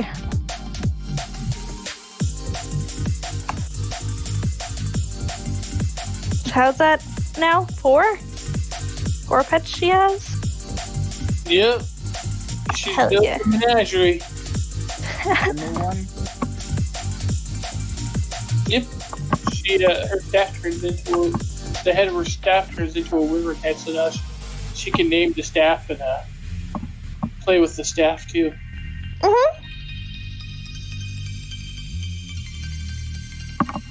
Name it Woody or Rod. Worm bait. We aren't in Waterdeep. Galibar now has almost no reason to keep the belt of dwarven kind. The pelt of what? The belt of dwarven kind. So I might replace it with something. I'll probably keep it on while we're in Waterdeep because I can talk to dwarves there. But otherwise, the feat I took raises my constitution up to 20. Huh. It was at 19 before. What feat Wait. did you take? Question: did you unlock your custom class? That's Yes, he what it did. was. Okay. I am now a draconic warrior barbarian. Hell yeah. Or a dragon warrior barbarian. But, yeah, I took the skill expert feat. Ah, I have expertise in athletics now. Blurdy blur blur. And Hi, you left me right when I relevant. came back, and I feel offended because you left me 2 times this episode. Now I want to cry again. I'm back, I'm sorry. I'm like What is- sitting here shivering. I'm like, I gotta go get a coat. I can't wait any longer. What is Enka's reaction to Galibar's new chain? The fact that, first of all, she just needs to come to terms with the fact that she was dead before she starts taking awareness of her notice of her Surroundings? surroundings. So I would say she's probably going to be just like gobsmacked. It's a lot to be thrown at us at one time, I have to say. It's Yeah. overwhelming. Oh, yeah. It's always good to overwhelm characters once in a while. Keep them on their toes. You know.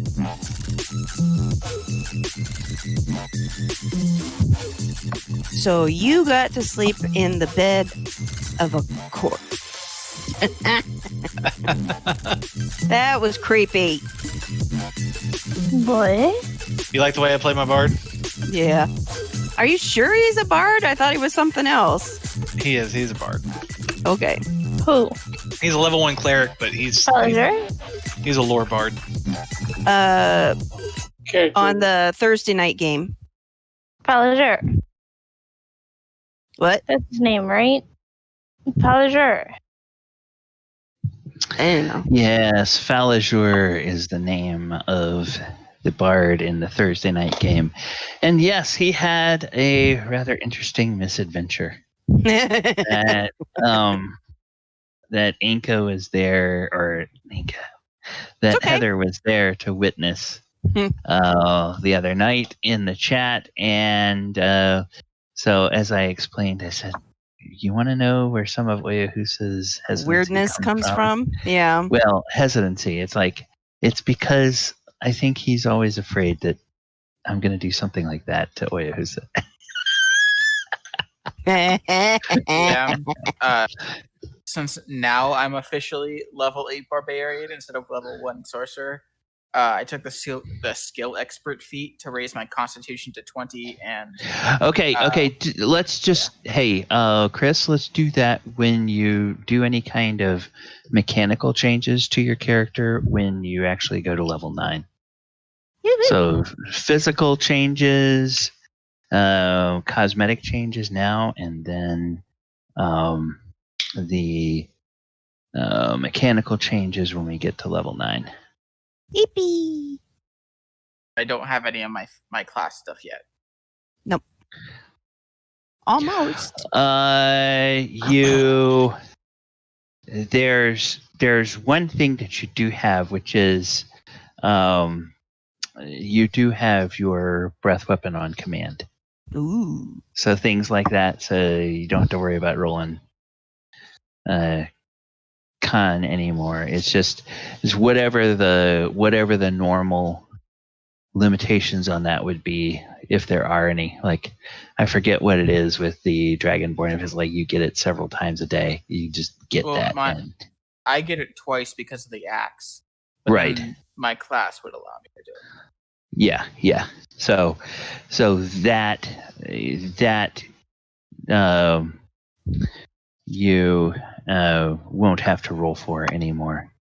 And then at 9th level, when you level up to 9th level, you just level up as your custom class. And the same goes for you, Elora, and the same goes for you, Oyo, that when you level up to level 9th, all 3 of you will be leveling up to your 9th level in your custom class, as it was discussed and approved. I still need to get with you on. Yeah. On mine, I've got some stuff pretty much down.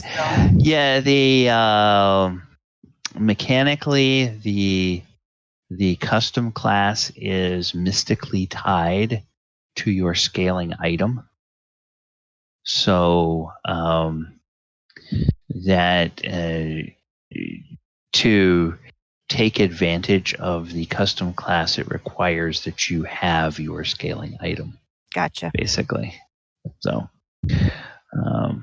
and having joined the party a little bit late, or more recently than the other players, I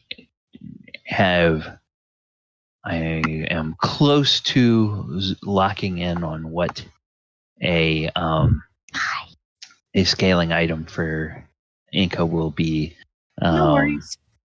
So it happens when it happens. And then, of course, if you have any suggestions or a wish list for that, feel free to put that in PMs to me, because several of the other players did that, and I want a bull.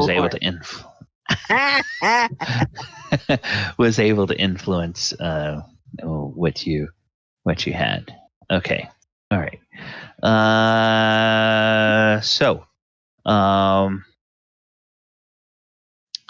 All right.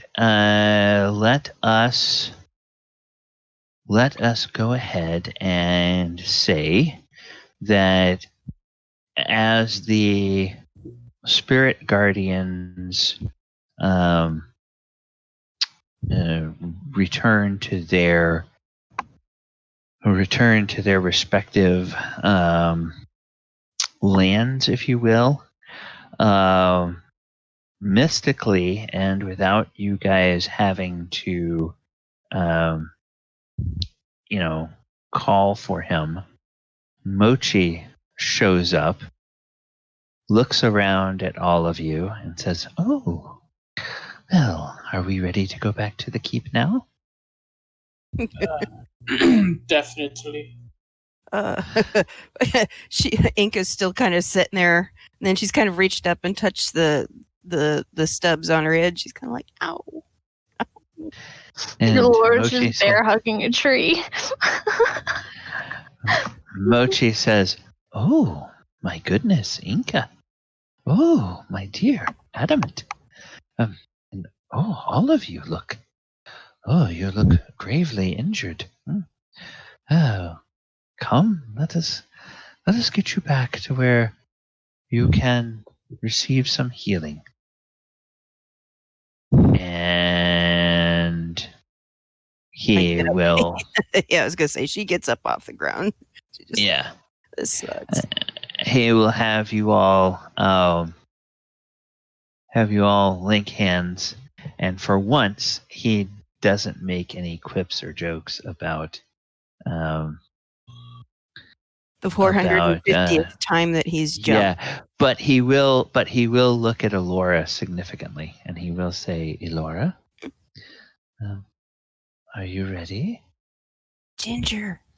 Elora reaches her bag and pick out her ginger root that's almost nearly gone now. I might have to refresh next time. Oh yes, I'm sure that the princess can get some more ginger. I know that in the kitchens they make wonderful cookies with ginger. Ooh, I can't wait to get back there and have some. And he has you all link hands, and beepity boppity boop.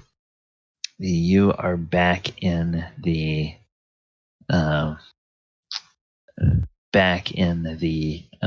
palace, and the princess and Coyote, when they see you, they will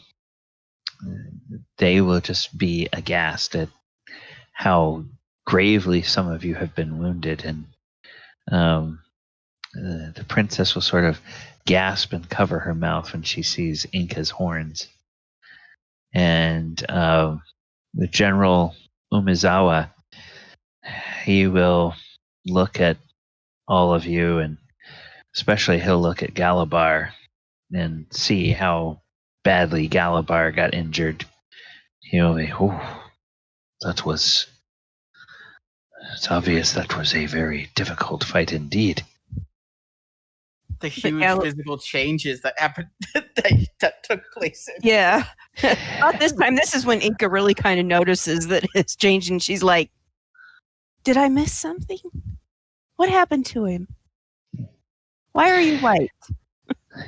He's ice blue. But okay. Well, right now to her, everything is just kind of muted. Yeah.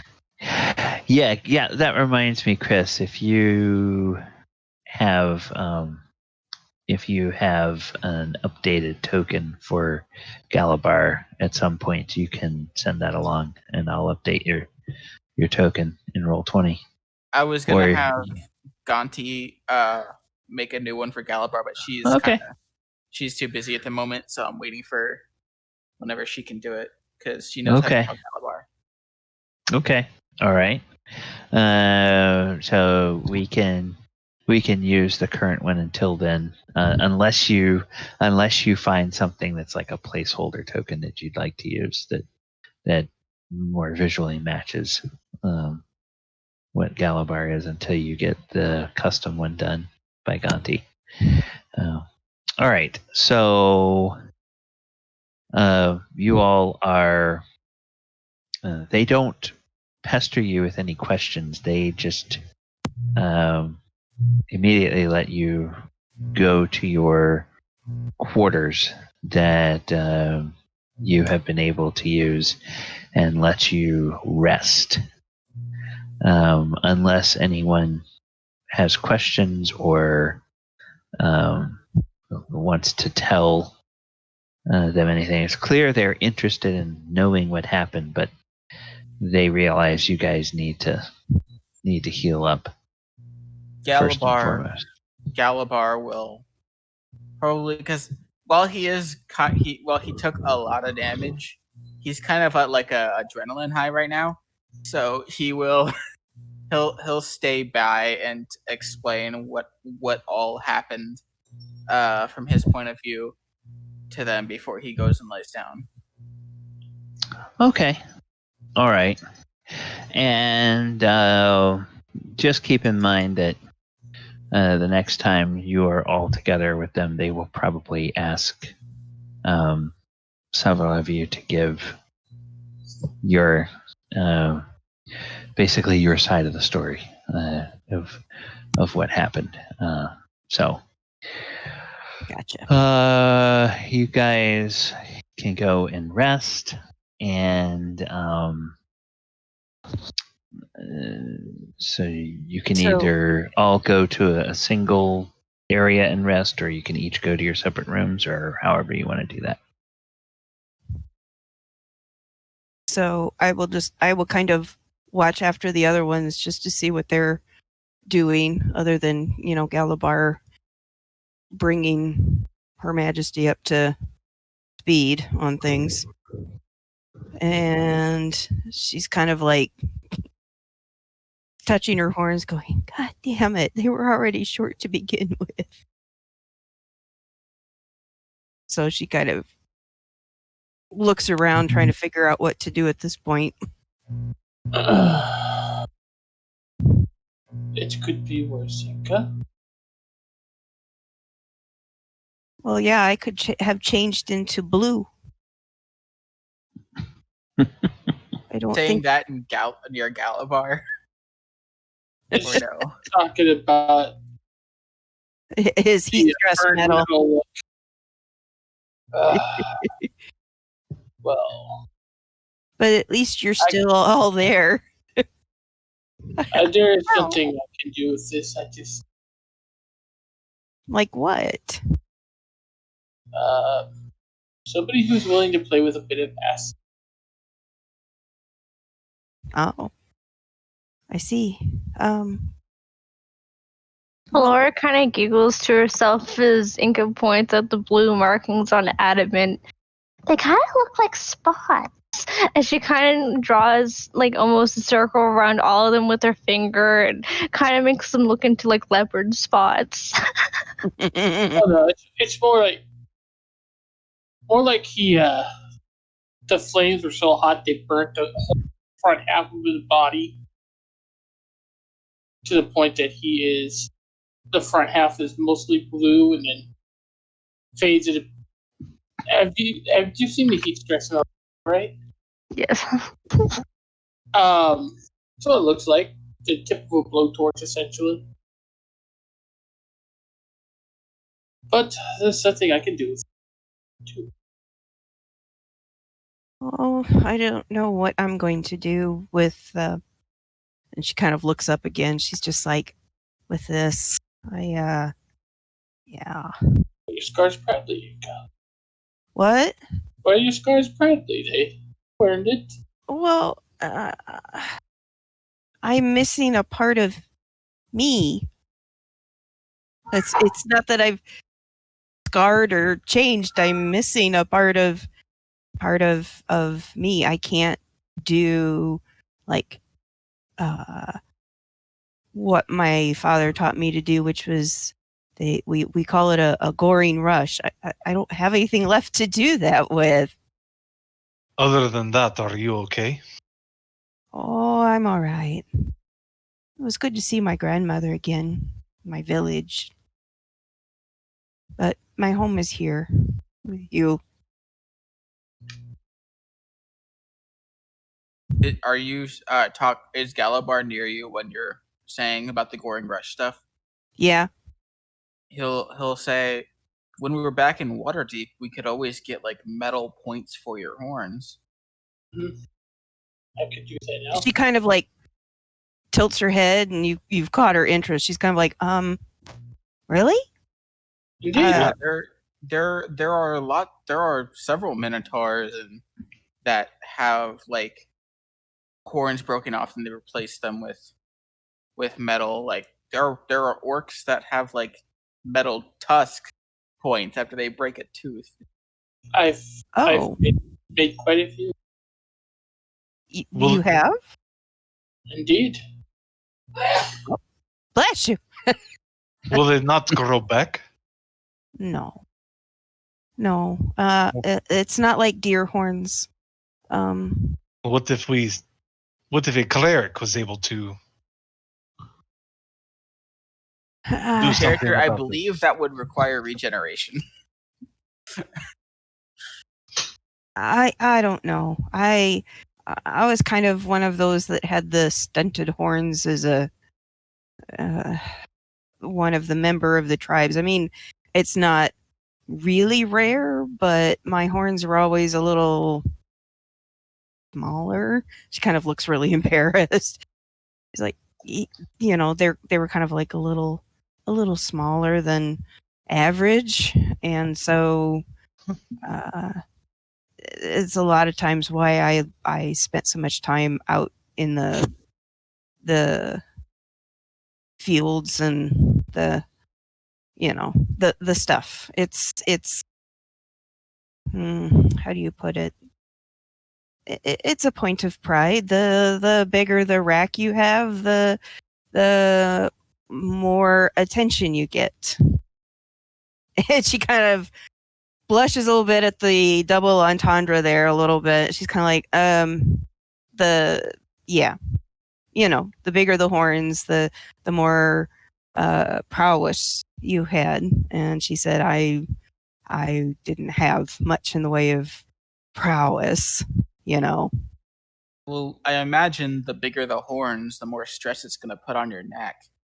But but the thing is we're born to have those muscles in our necks to handle that, So I always felt a little on the lopsided side of things, but you know what? It's all right. I need to get these healed, and probably cleaned up a little bit. They're kind of jagged at the moment, and besides, probably help Adamant here get some of that. Does that stuff polish off or buff off, or does it weaken your armor? Not particularly. Don't. It's not quite that hue of blue that I need to. Okay. Well, and what about Galibar over here? You changed colors. Yes, what about this? This is quite unusual. Elora kind of Are you okay? smiles in time and says, Enka, don't you worry about it. Your horns matches a Galibar small horn.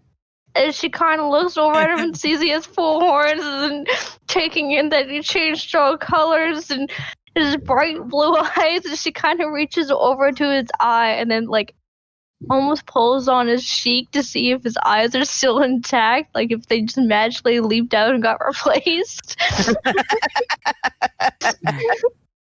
This would be the dragons fully awakening the draconic blood that is in my ran through my veins.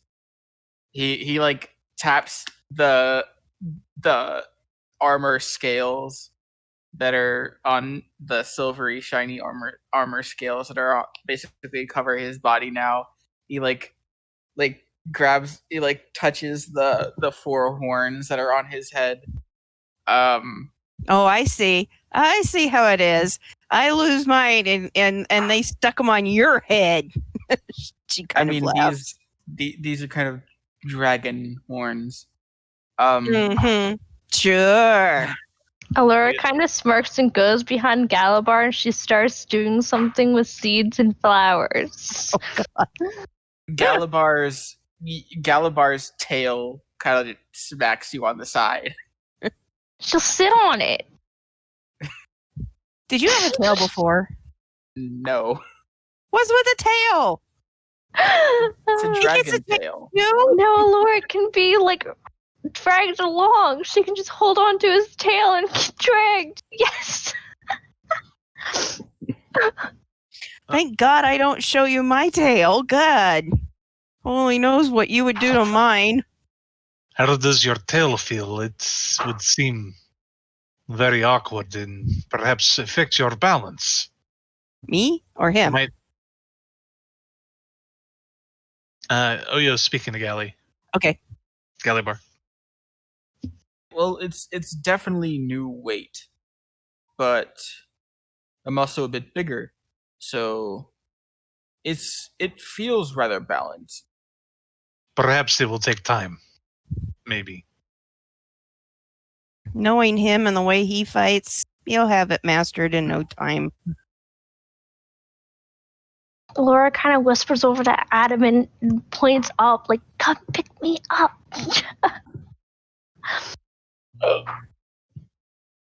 Like a silent shh. Galibar was 6'4" before. Now he's 6'8" and Gotcha. 300 pounds. Gotcha.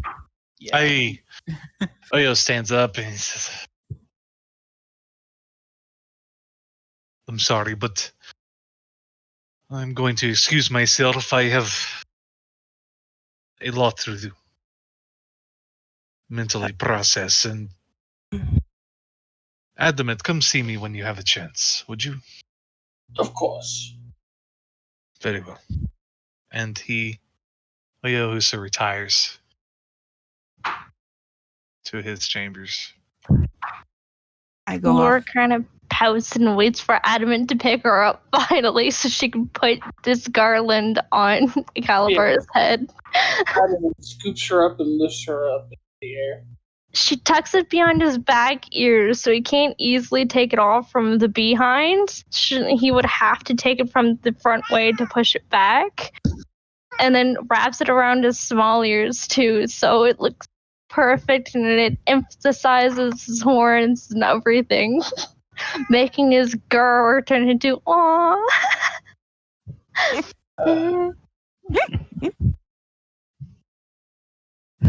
And she ties a little ribbon of vine onto his tail. The fact that he's letting you do this, maybe. Fine letting. I'm just kind of like, I need to go find a healer. So if you'll excuse me. What? That can make you metal once you finish. Well, that's all good and well, but I still have to heal what's underneath them. You've never seen the inside of a cow horn, have you? Well, I can give it a shot. What kind of healing do you need? Well, there's always a rigid piece of cartilage that sticks up inside of the horn itself, and that's what was bleeding because the tips got cut off with the rest of the horn or broken off, and that has to be healed. And then, well, then after that, I they need to be kind of cleaned up a little bit until, because you don't want to get infection in the horn itself. So it's all right. I'll go find somebody that can help. They probably have better tools for that kind of thing.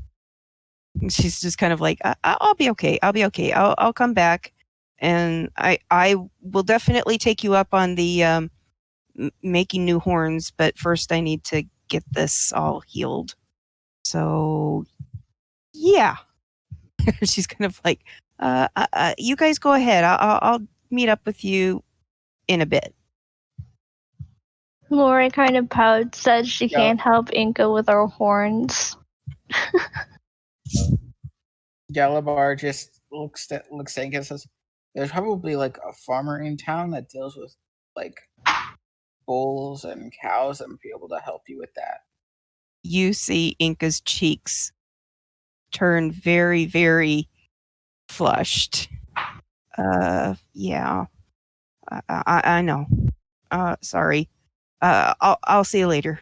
She like leaves because she's just completely embarrassed that she has to go to a herdsman to get this fixed. Laura's eyes go dart at Galibar and says, "She isn't just some cattle." And she kind of kicks him in his shin. Galibar Galibar not even feeling it. I'll say yeah, but that issue is something they could fix. And as Elora is putting the flowers on him, he's just like, "You remind me so much of my sister when she was," and then he'll go to his room to do a little prayer to Bahamut and then go to sleep. Okay, so as you guys all begin to make your way, Oyohusa, as you near your quarters, you notice a servant in palace livery who is walking along with someone who appears to be have some sort of official robes on. And as you get close, the servant bobs a curtsy and says, Her Highness has asked that we bring healers to your room. Do you require any healing? The doctor here is a very skilled healer. If you need any wounds tended. No, I am quite all right. I did not sustain any damage at all. So, I just need to be left alone. Perhaps you can bring me some, or have someone send some refreshments and perhaps something to snack on. That is all I require. Very well. And the servant bows, and they move off. And then each of you, as you are nearing your own quarters, you each encounter. Go ahead. Elora would have wanted to talk to Adamant before she went to his room, her room, or he went to Oyo's. Okay. All right. So do that. What can I do? Elora kind of looks over at Adamant and says, "Are you sure I can't help you with anything? I know it's been hard 2 times now. I've seen the light flicker out of you. It's tough, isn't it?" Just kind of looks at her blankly for.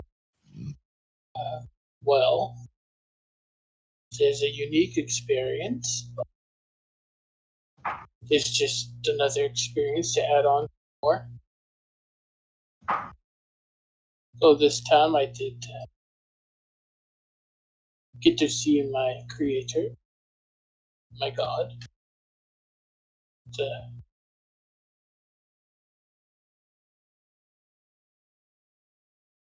Was it peaceful? Laura kind of looks worried, thinking if her brother had the same ability to be able to go peacefully after he possibly passed away. Considering where I went, peace was not the way you would envision peace, but there are many forges. And many dwarves working many forges. Laura nods her head. But perhaps not many others who weren't of the same mindset or condition. Are you thinking of your brother? Laura nods her head and says, "Yeah, I'm just wondering if he had the ability to have some peace when he went. I'm thankful you came back, though. I'm sorry you couldn't stay in the forge if you wanted to." I still have things to do here, and I don't think you're ready for any pets ahead.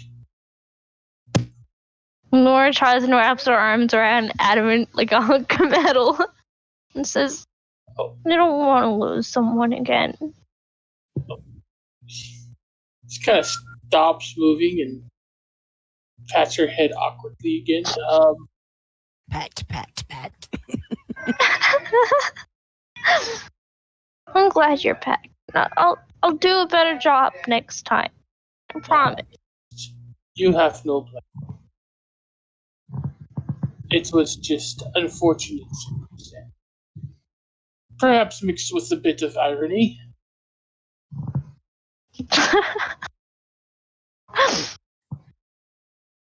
I did not expect to die by fire.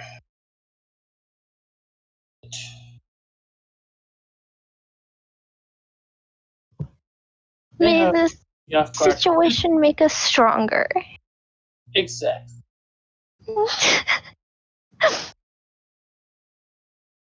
Either way, we should probably head back to the chambers. It's getting late, and I need some investigating to do. As she kind of like holds out her rod and turns and twists it around. It shows no curves or anything that it spreads out. It looks like a normal rod, but it changes. Well, you, good luck with your staff. Laura smiles as she hugs Adamant one last time before she kind of skips along to her room. Okay. Go ahead, Pete. Oh, just humming to myself. Okay. Galibar, as you approach your room, you see a servant with one of the robed doctors, and they ask if you need any healing. Because you're physically you look different, but you still are showing the bad, the signs of the wounds and everything that you had, And mostly burns. and mostly burns. Yes. Yeah, because he only hit me actually physically once. But Galibar will say, "Sure, I could use some healing before I go to bed." Okay. So go ahead and let's see. We'll take the effects of a what spell are we going to take the effects of here?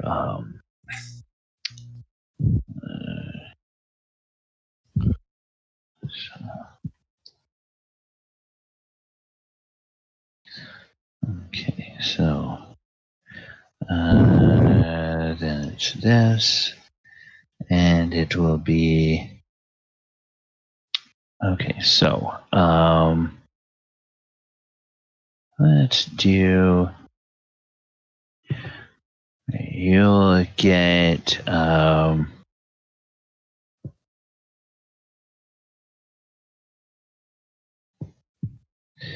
you will get 36 hit points back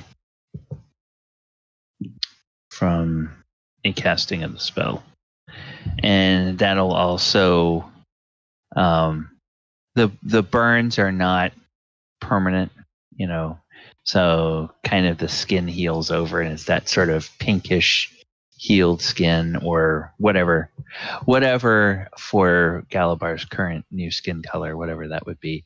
It's that sort of tender healed skin. It would probably be a darker blue. Okay. And you realize, okay, it's going to be all right. Then, of course, once you take your long rest, the hit points will return as normal. But then they'll ask if you need anything else, and if not, they will take their leave and let you rest. Galibar will go into his room, do a prayer to Bahamut, and then go to bed. Okay. And Elora, as you approach your chambers, there will be a palace servant along with a robed priest that will ask if you need any healing. Are they just at our door waiting for her to come, or are they like actively looking, oh my god, when is she going to come? No, they appear to be you encounter them as you're heading towards your rooms, and it's like they have been sent by the princess to your chambers, and they just encounter you along the way. And so they will ask you if you need some healing, and then if you do, they will give you the option. Either they'll accompany to your room and heal you there, or if you would just like them to do that in the hall and then you continue on your way, they'll do that too.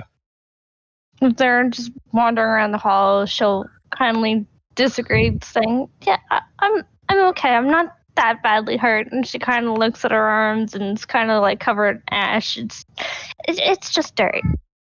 And she kind of smiles and tries and keeps a distance away from everyone because she just got this new wand and staff, and she doesn't want anyone to touch it. Being overprotective of her new baby. Okay. All right. That's fine. They won't. They won't try to make you take any healing. Adamant, you'll encounter the same as you approach your room. He will. Liveried servant and a healer. I do not need healing. However, I need to go speak to my friend, to my companion, and if you could have some of the acid that your blacksmith uses to etch their metal brought to my room, very, very grateful. Oh, of course, sir. I will see that that's done. The servant gives you a curtsy, and they go off. And Enka, you don't get too far trying to find your way out of the palace proper before you come across a servant along with a healer, and they will ask you if you require any healing. She kind of nods, but I guess I need someone that can clean up these horns a little until I can get some metal ones made. Oh, of course, we can assist with that. And they will invite you, either they'll go back to your room with you, or they will take you to a space nearby, and they have this physician. He's a healer with some magical arts, but he also has some some bandages and some things, and he starts looking and says, oh yes, this is we do not have folk of your kind here in Kamigawa, but we do have creatures with similar accoutrements, similar natural ornaments or weapons that grow from their skulls. She's like, you mean cows? Well, there are the domesticated cattle, but then there are the majestic and great aurochs that roam the wilderness. I can tell you. How many of those have you helped? Well, as it happens, I did an internship during my residency days. I did an internship at one of the academy, and there, in those days, they had a menagerie. It was a place where they found and helped to restore to health creatures from across Kamigawa that had been injured. And indeed, there were one or two aurochs that came through. It seems that in some parts of Kamigawa there were poachers that seemed to believe that the natural weapons of the aurochs held some sort of mystical properties if they were removed and ground into a powder. Strange customs. About this time, barbaric. My character just looks horrified. And yes, indeed. I mean, it seemed very, very bad. But yes, we came to understand that if not treated, they could get infected, and the creature would fall very ill. So we can cleanse and heal that up so that you will not suffer any infection. And Okay. so you were thinking of prosthetic horns. Well, they don't grow back, so Yes, that is like the aurochs. The horns of the aurochs do not regrow. so yeah, probably. But my friend Adamant will help me with that. Okay, very well. Well, then we will just provide you with some healing and bind up and protect these horns. And so they set to work, and as far as hit points, they will you'll get up to 51 hit points back. Holy moly. That's quite a few. And you feel much better. Oh yeah, I think I forgot to tell you guys. You, Adamant and Enka, you each came back with 1 hit point. So basically, we've That's been kind of like, Yeah. You guys were both playing it up that you were a little, out of running it. on So, energy. Yeah, on Yeah. nothing. yeah, Okay, so I got up to 51. I was at Yeah. 75. Okay. yeah. So then you guys can, you'll just recover the hit points normally, and then Enka, they do a very good job. This person seems quite skilled. They're able to cleanse that without, and you see the tools that he's about to use, and you wince a little bit, thinking that it's going to hurt, but actually it doesn't hurt so much. He's able to do that, but you can see in a mirror that he's getting all of the soot and dirt and foreign matter out of there, and then they are bandaged up and they're wrapped up in protective bandages. And they say, well, you should probably change these every day for 2 or 3 days, but by then the skin will be healed over, and then when you get to a place where you can have by the time you are able to have some prosthetics made, you should be fully healed. Yes. Thank you very much for your time and help. Yes, I will. She's kind of just still like she's still trying to process everything that happened. So at this point in time, instead of needing to go look for someone in the city, she turns around and goes back to her room. Okay. All right. And then I think we are at that point. I believe we are at the point where Oyohusa, you will hear a knock, knock, knock, knock, knock on your door.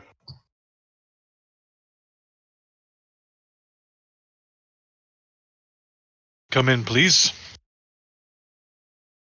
Mm-hmm. That would be your cue, Adamant. Yeah, Adamant, that's you. He opens the door, steps inside.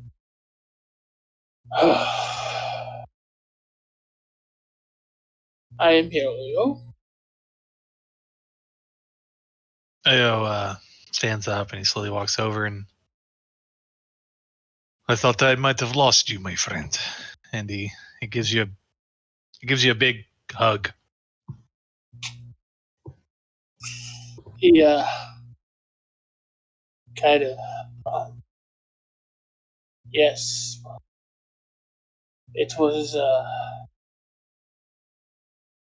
quite the experience. Kind of awkwardly hugs back, flirting slowly. Oh yeah, Husa kind of pulls back. He's got like this one like long tear line down the side of his cheek. I'm just glad everything worked out. I'm glad I was able to come back. Your metal definitely went through some kind of heating treatment or something, it seems. Uh, yes, I get a little over-tempered. Can't really reverse that process. But, well, I'll make do. It's quite the experience going down to fire. Did not expect that. What did you... Please, come, sit. And he walks over and he sits. Enemy will sit across from him. Tell me, what was it like? Oh, well, I went to dwarf home.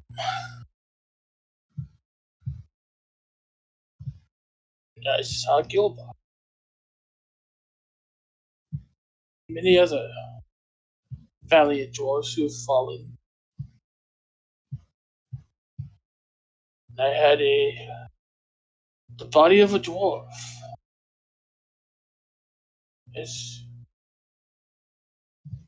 an experience.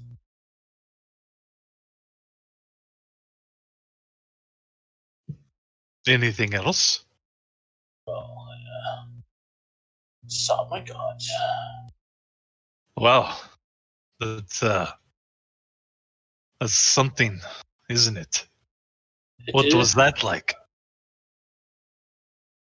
They were quite friendly, actually. They are patiently waiting for me to come back when it is my time. It must be nice to have such a friendly and upfront deity interested in you. I cannot say the same for myself. More secrets, Lil? And if Adamant looks down, he can see that Oyo's kind of set up a meditation ritual, and there's like candles, and there's this sword just laying across in the middle. Yes, unfortunately, more questions. Well, if you ever ran out of questions, you'd run out of reasons to. Sometimes your wisdom surprises me. I did learn something, though. It was a bit overwhelming, and I finally learned who my parents are, or were. Ah, I'm not sure if they're still alive. well, perhaps you'll find out. That would be nice. But it is good to know where one comes from. That is a burden that no one should bear. That is true.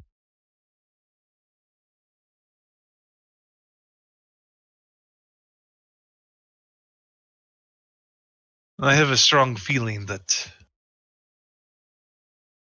we will be going to this plane called Dominaria.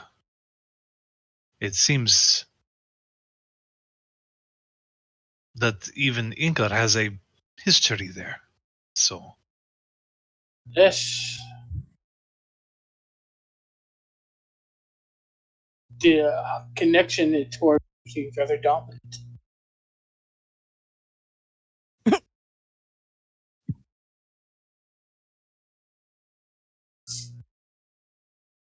Well, I just wanted a moment to spend with you and say that I'm glad that you're here. And I was about to investigate further on this weapon, but you may stay if you like, but I'm sure maybe you might want some time to yourself. I don't know. Yes, I have things to think upon myself. I think you'd prefer not to have the acid in the nostrils. Doesn't bother me any, but I don't have a nose. I also do not. I couldn't understand what you're saying. What? Is it? I don't think you'd want the fumes of acid Hmm. surrounding you. It does not bother me, but I do not have a nose. I also do not breathe. So Whatever you choose, my friend, I'm okay with. he gets up and kind of goes through the act of brushing himself off. She'll see you in the morning. Yes, let's hope so. Unless something else happens tonight. I don't see a reason that we wouldn't. I do not know what's going to happen once I start diving into the secrets of this very unique blade. I am curious. Well, I doubt you'll regret it. I don't regret meeting Lefram. His voice got my attention. Out of character, that's your shield, right? Yes. Do you talk with it often, or is it? Of course. He helped me solve the puzzle cube as well. Is he useful? Because to be honest, I have one, but Aurora is not very useful. To be honest. Lefram is very useful. It was just we were both overwhelmed against that dragon's breath. Normally, it would help quite a bit, but it was. Oh, I must be honest. I take some of that back. Aurora did heal me once, so not entirely useless. Hopefully, he'll prove more useful in the future. Need help, Max. Go away. Good night, Adamant. We'll see you in the morning. And I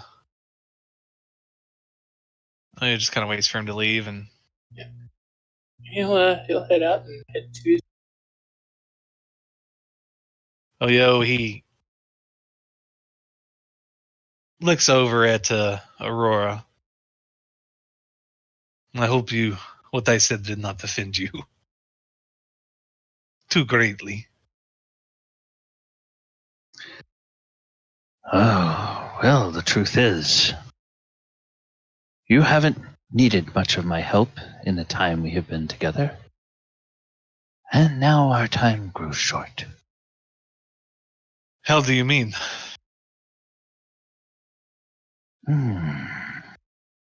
My master, my creator, has offered you a greater gift.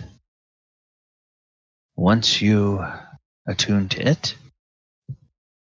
you will find this nothing but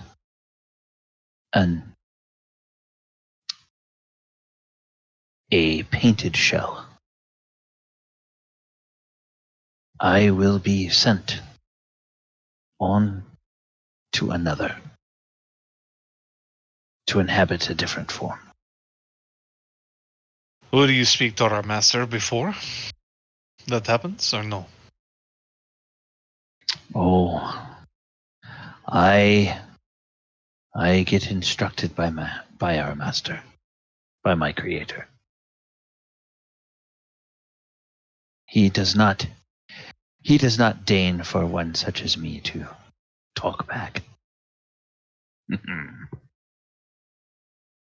That's a shame. I greatly desire an audience with him. Well, such things are earned, not wished for.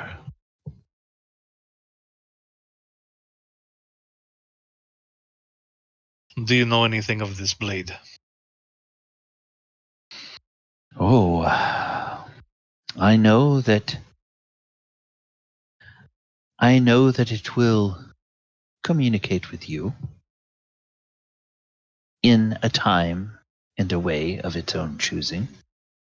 I should say, in a time and a way of my creator's choosing.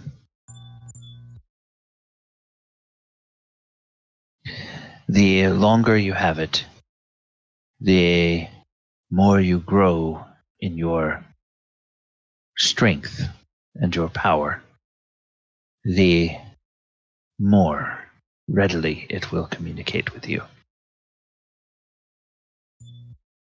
Should I even bother trying to tonight?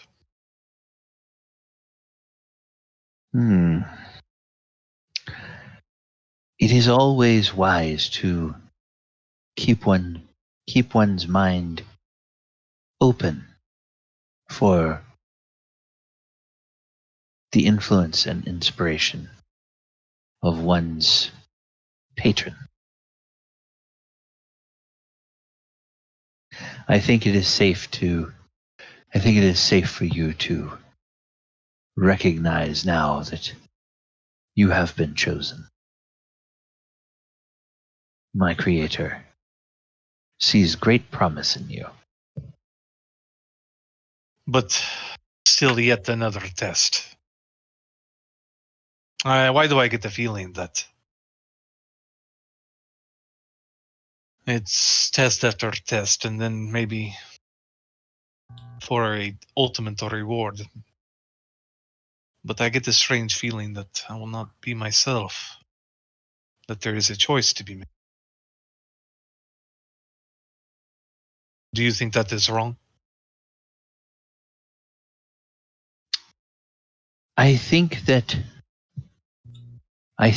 existence, life, if you want to call it, the lot of all sentient creatures is always a choice.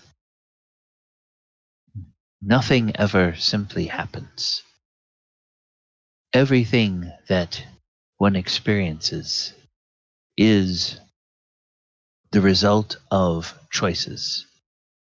Perhaps the result of one monumental choice, or the result of 10,000 times 10,000 small choices that have built up over a lifetime.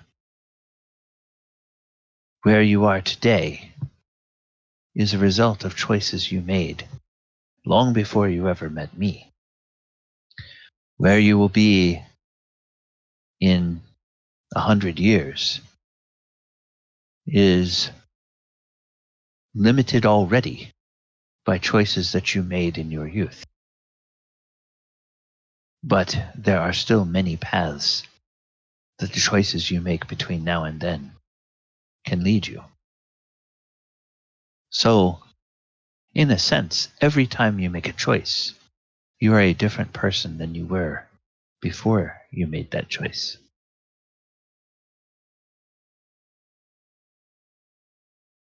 Out of character, I sent you some PMs. Yeah, I had seen those. Oyo responds. He says, "Very well. Perhaps you can stick around for long enough to get a first impression with me." And he reaches over and he grabs the blade. And he closes his eyes and he tries to meditate. And He says, "What?" Go ahead. And he speaks his name. Tatsumasa.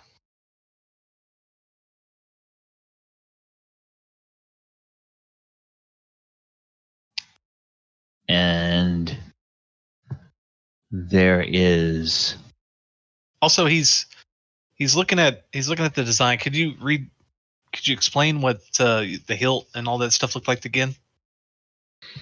sure. I was Okay. a little confused about the description. Okay. The hilt, the scabbard, and the crossguard. The scabbard is not shown in the artwork, but the hilt, the scabbard, and the crossguard are made of mithril. And the hilt and scabbard are wrapped in leather that's made from a very unusual skin. It's like no type of leather that you've ever seen before. The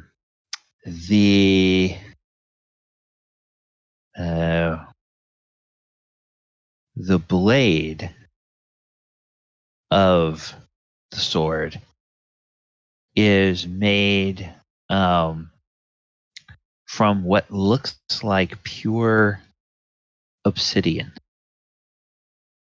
And as you unsheathe the blade and you turn it in the light, the depths of the blade appear to ripple alternately with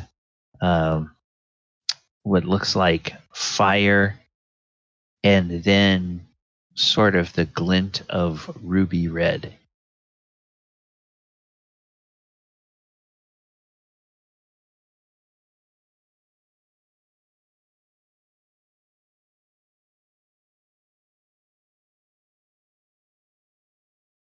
Oh, yeah, I was thinking, wow, such craftsmanship. You speak the name, and there's no immediate response. And Oyohusa is accustomed to magic items and the workings of magic items, and it occurs to you that you probably have to attune to the item before it will completely, before you can begin to tap into any of its, if you will, powers. And you think back to something that Aurora said, and you get the impression that once you attune to the sword, that's when the disc that contains the persona that you have come to know as Aurora will cease to hold that entity. So and is it will safe to become say just that I do that, basically? That it hold takes in an it, hour. yeah. It takes an Okay. hour to attune. So yeah, you can spend an hour meditating. While you do that, Aurora, or I'm not Aurora, Elora, you get the sense that to sort of unlock and be able to tap into the capabilities of the staff that you have, you'll also have to spend an hour attuning to it. So Yeah. whether you want to do that Once now or Elora whether gets into her room, she would start trying to attend to it and figure out how it works and everything like that. So, okay, all right. So you're attuning to that. While those two are attuning, I think Galibar is, after his prayers, he's asleep. Enka and or Adamant, are you guys doing anything during that time, that hour or so? Go ahead. Probably just wandering aimlessly for a while.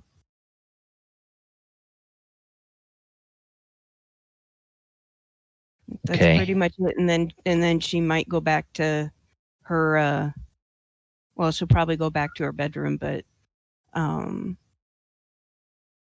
she's just a bit unnerved, so it's going to take her a little bit to settle down. You will occasionally see, as you're walking through the halls, you'll occasionally see servants. And go ahead and roll me an insight check. Okay.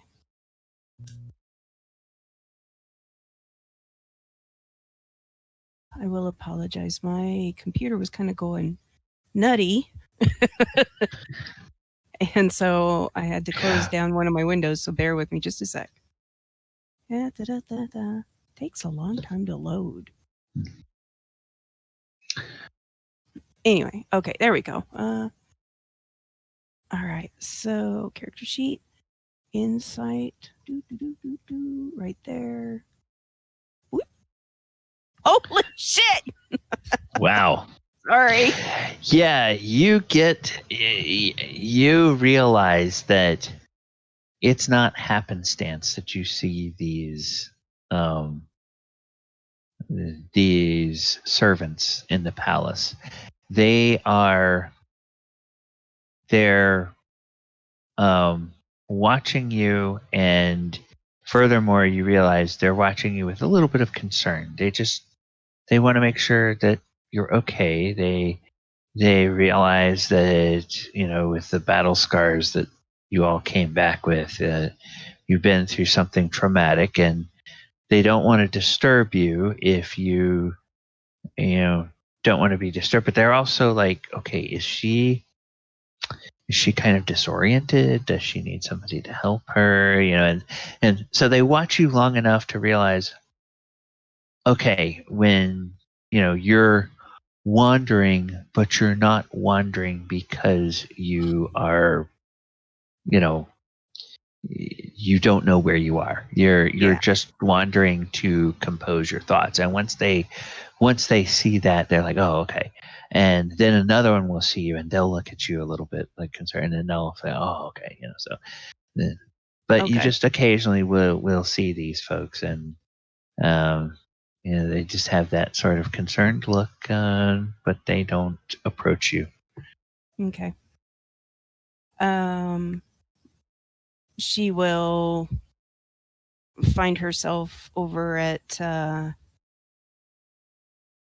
Galibar's room and will knock on the door.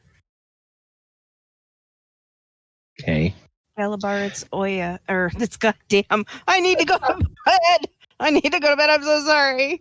It's Enka. I was gonna say Oyohusa. Nope. Is Galibar a heavy What? sleeper? Is Galibar a heavy sleeper? Does she hear a or does he wake up?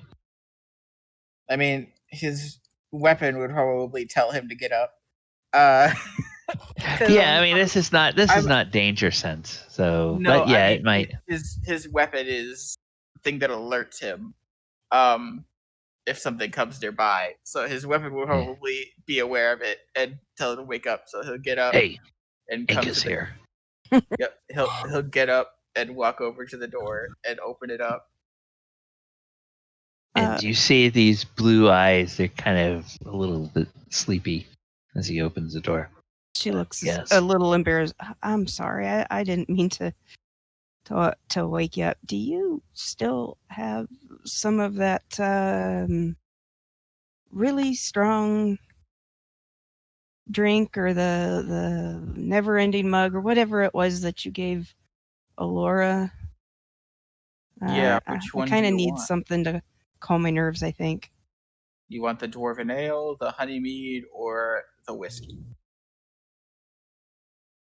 Well, the fact that I probably need to get some sleep. How about some of the whiskey? he pulls out the tankard. He says, I used a thing of it earlier for the feast, but it has 2 more pints full. If you want, he'll And hand she it kind to of you. like, her eyes kind of go wide when you say pints full, because she's kind of like, I probably will only just need one.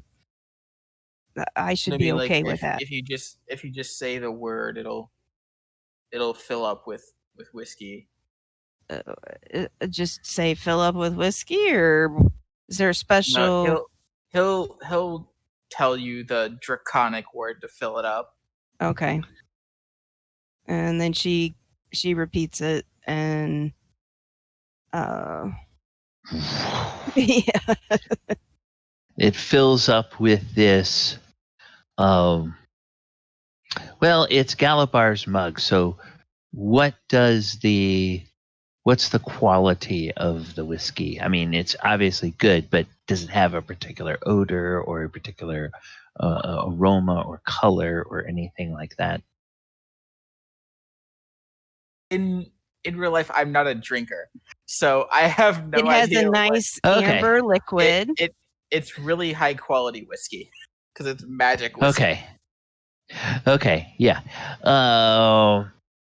Amber color, deep, rich color. It's got like a slight hint aroma. There's notes of like charred oak and honey. Just the barest hint of All right. that. You've never seen really Enka drink before too much. So when she lifts it up and literally just starts chugging it, she doesn't sip. Galibar would put a hand on the bottom of the tanker, start lowering it a bit. It's like, slow down, it's whiskey. Yeah, I need some sleep. Okay, so you drink a full pint of the whiskey, and so minotaurs. Because she's a minotaur, what is Enka's height and approximate mass? Her height is the hell. Sorry, my computer's going nuts again. I apologize. Let me take a Stop. There we go. She's 350 pounds and about 6'1". Okay. All right. Yeah. Make a Constitution save with advantage. All right.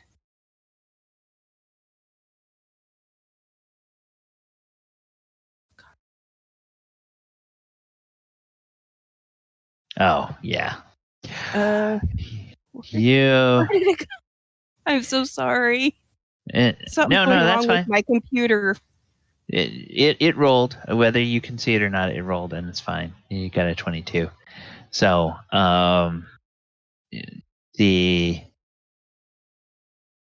you go ahead and you can feel. Oh, yeah, that's good. The room doesn't start spinning, but you realize by the time you get back to your room, you're going to be able to sleep just fine. Okay. So then she takes up her apron and wipes out the mug. Here, thanks. It's really appreciated. Thank you. You're welcome. He'll take the tankard back and put it in his bag of holding. And then Enka, you make your way back to your room and go pass out. Okay, yeah, you get in bed, you lay down, and sleep takes you. And you are sleep of the dead. Oh wait, that's the wrong thing to say. Sleep in the Are den. you sure you want to say no? No. All right. So Oyo, we'll come back to you. You were meditating on your sword. I'm going to have to start to go back and look at these notes again and make sure that Tatsumasa, you were meditating on or attuning to Tatsumasa for the hour. And at the end of that time, you understand its tier 1 and tier 2 properties, which should be in that handout that I gave you. I do. It doesn't have any weapon properties, but in the notes. But yeah. Oh,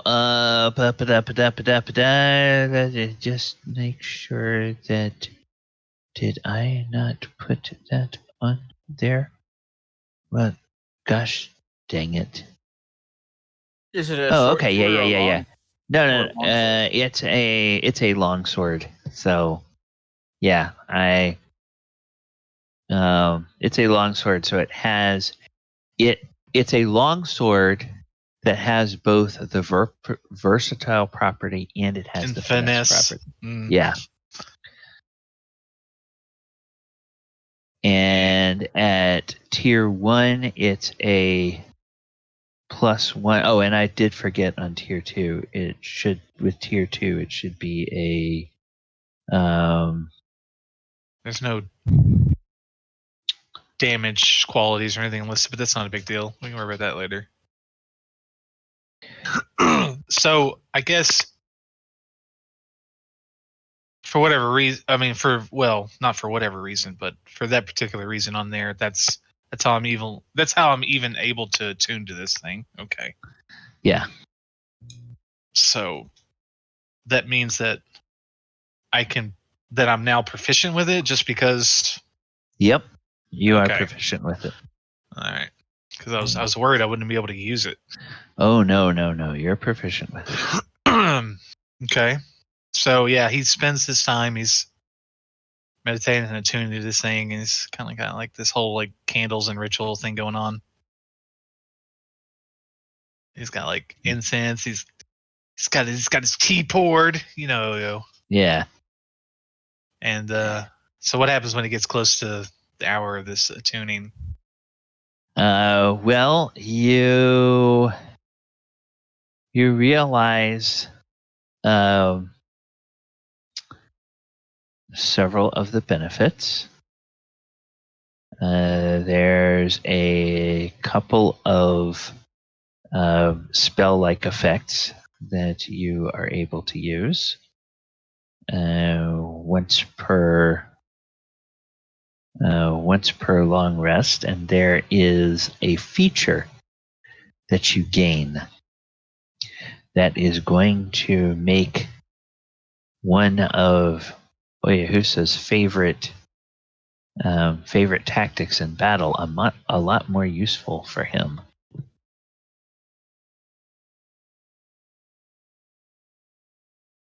And I'm telling that to you that way just so you can break it out during a fight sometime if you want to. Is that something that it's like? Does that happen as soon as his attunement's complete? Does it cause a physical change, or is it?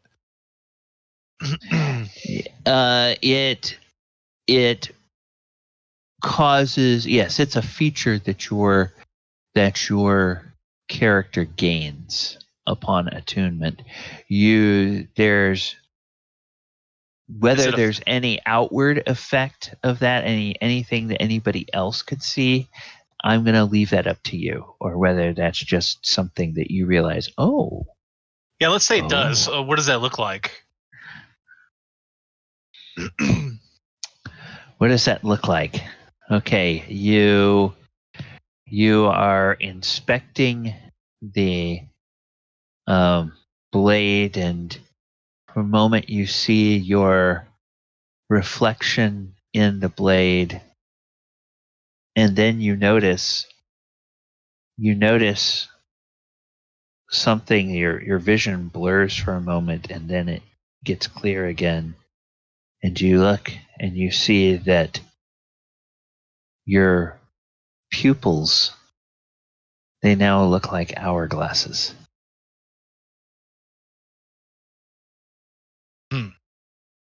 That's not freaky or anything.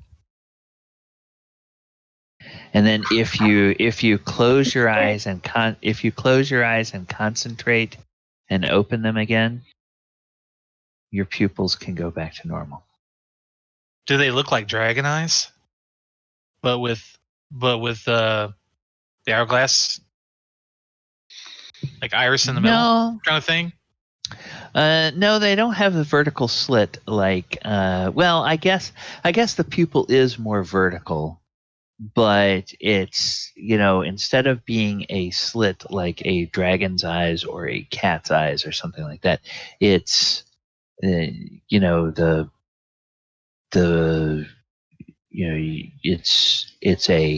it's an hourglass shape. Huh. Okay. Interesting.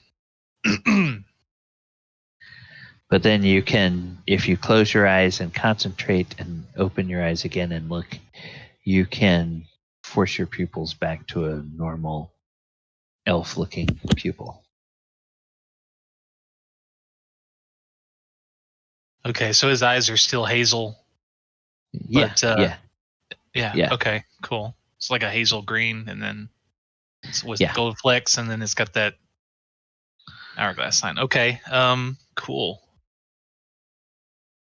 What else happens? Is that it, or?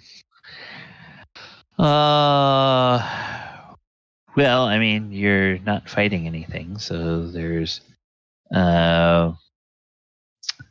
not going to be that. You do realize that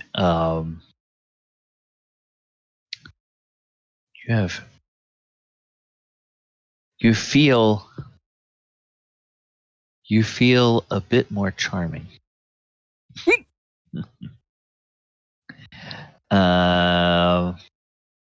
Should we all run now? And you realize that now, Ken, offline we can talk if we need to, because I probably set this thing up a year ago, so that. Oh, in case you want to make some changes. Okay, got it. That did not take into any account, like. Sure. If you notice, there's a couple of like spell-like features that it gives you, and it gives you a couple of extra languages. And if those are things that you've already picked up between now and then, we can adjust those. So basically, I don't want it to double something that you already have, or just be a redundant thing. Right. So he's reaching out. He's attuning this thing. Has he made some kind of connection to the blade at all? Is this thing sentient? Is nothing happening? He's curious. Well, you realize if you look under the tier 2 powers, under that first bullet of the tier 2 powers, you realize, okay. You realize there is a sentience of sorts there. But you realize that just as your patron is a patron that sort of is a keeper of secrets and mysteries, it seems like this item has its own set of secrets and mysteries that it will keep. Now that second bullet, you realize that second bullet is available to you, as well as the sub-bullets from the tier 1 features. So those are things you could do immediately if you wanted to.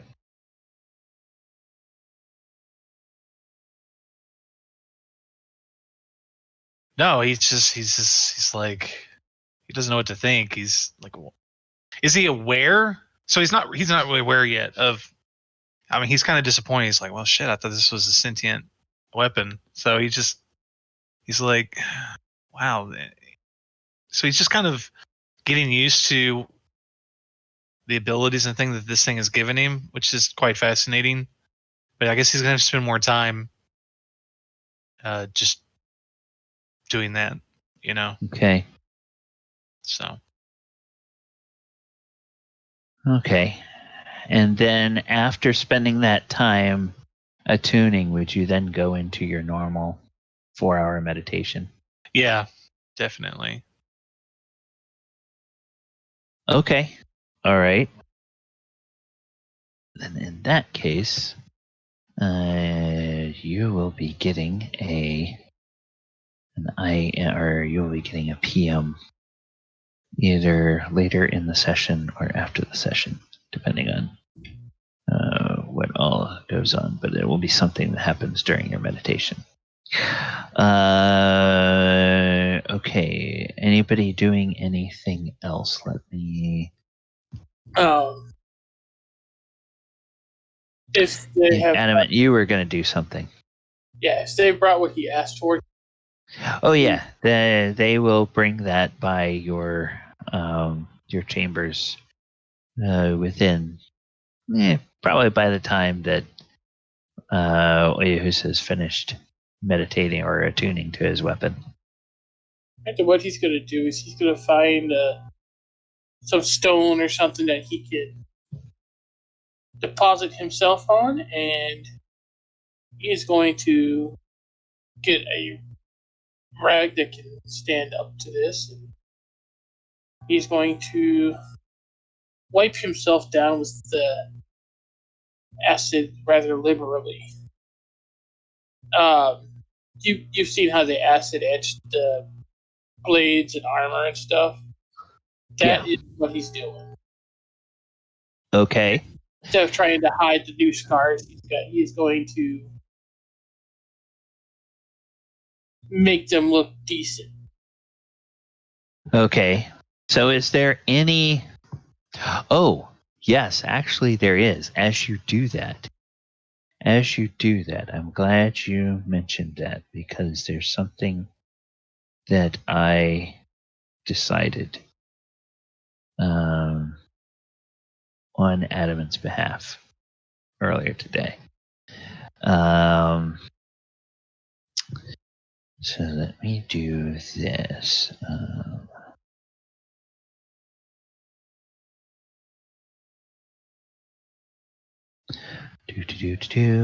Okay. All right. No. There we go. Okay. You realize that. Oh yeah, that's good. That's good. Okay. You realize that you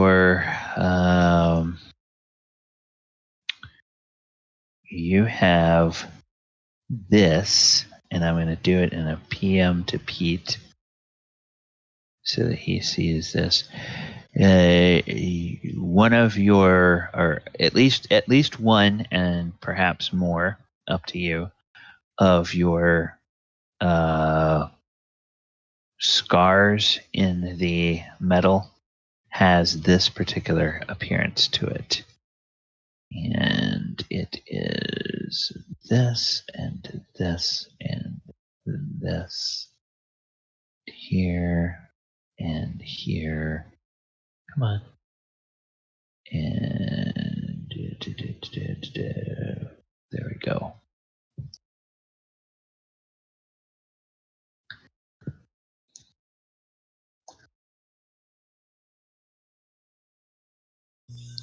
Okay.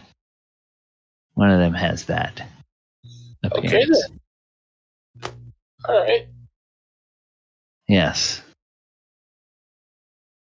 So, and that can be wherever you want. It can be as prominent or as hidden as you like. It would probably end up on his right, where he right above where he was trying to block the fire with the shield. Okay. All right. So then, whenever you're ready, you can let me know. And at some point when you're talking to the others, you can, or I guess actually you can paste that into chat if you want to, because you should be Okay. able to. You should be able to copy and paste that into chat. If you can't, I'll do it for you. But Easy enough. yeah, at some point. All right. Oh. Nice. So there's. Question is do you know what it means? Yes. That is an excellent question. Yeah. All right. So the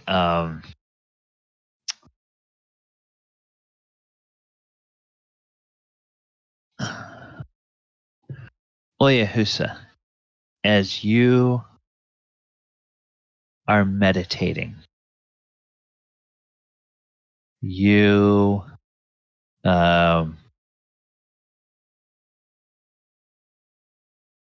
you get a sensation, and you can tell that this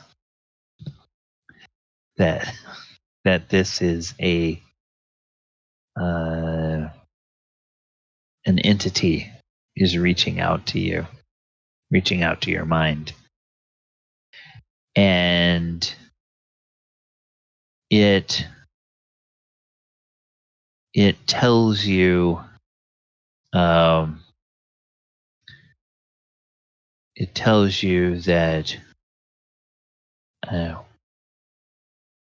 Waterdeep holds guidance for your path.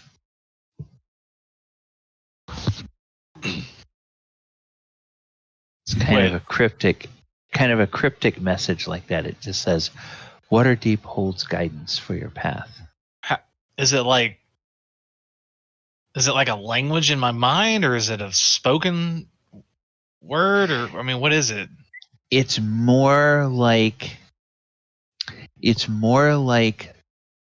something, since elves don't really sleep, it hits you more like an impression of a dream.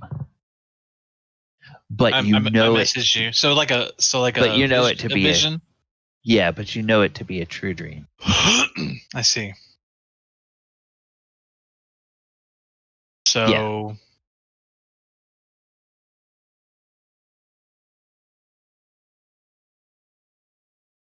I'm trying to understand this. So it's a spoken voice, or I mean, how does he interpret the?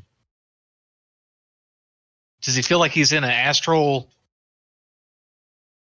like presence somewhere, and he's having like, it's not a dream, but it's like somewhere between a dream and a vision, or I mean, what? Or is it just simply?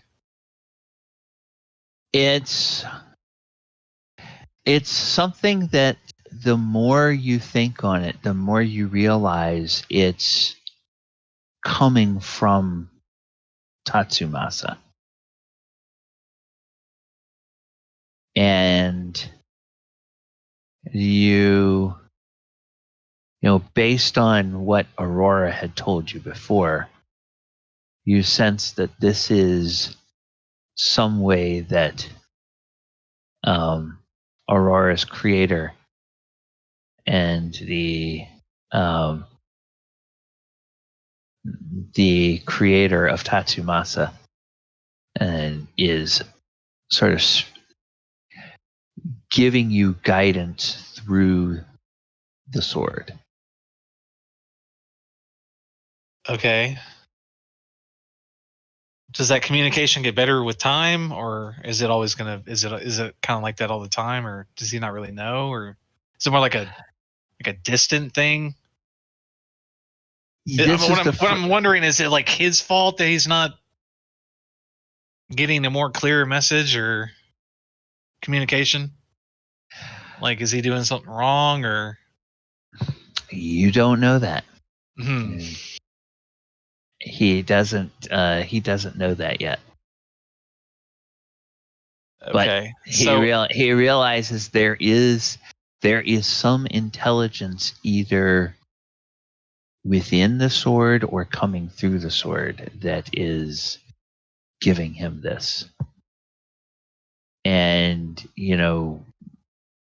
Oyohusa, and as out of character, there's something in the back of Oyohusa's mind that tells him that this is true, but in character, Oyohusa can be as suspicious of this, until he, as suspicious of anything he finds until he's able to confirm it as he wants to be. okay. It's like, and the message he's getting from this was what again exactly? I am gonna put it in writing for you. Okay. And PM back to you. All right. It's for right now. It's just like a simple direction. It's like a discombobulated, gentle, unsourceable whisper/communication. He's not. It's it's weird. It's like a weird spiritual. Encounter. Okay, I got you. All right. Yeah.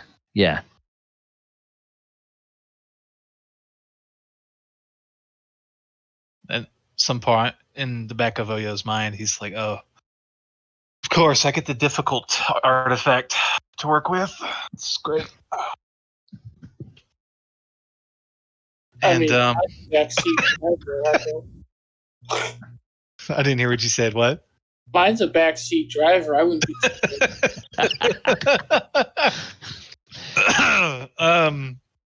Okay, cool. All right. Is that pretty much all that happens the evening? Okay, I guess then. Oyohusa just kind of puts the sword back in its scabbard, and he's just like, ugh. He's like, enough of today. He just pours himself a nice hot glass of tea. Okay. All right. Yeah, and Adamant, as you are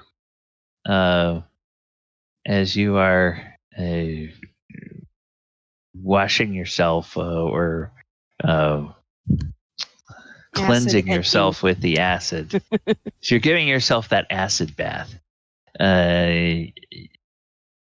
You will hear Lefgrim will say, "Well, now that's certainly interesting. Yeah, you almost bit off more than you could chew there today." The luck was not with us today, was it? No, it wasn't. I'm still not quite certain what happened. Did you? It felt like your presence was gone, and I cried out that I wasn't ready for you to leave. Yes, and then I sensed your presence again. I heard you when I was with Moradin and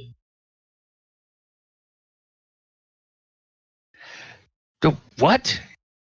You were with Moradin and you came back here? I still have What's wrong with you? I still have things to do. Oh, well, I hope you didn't offend. I hope you didn't offend him. He's the one who gave me the option. Oh. So you got a choice. Indeed. You got a choice. Yes, I didn't get a choice. Do you want to be free?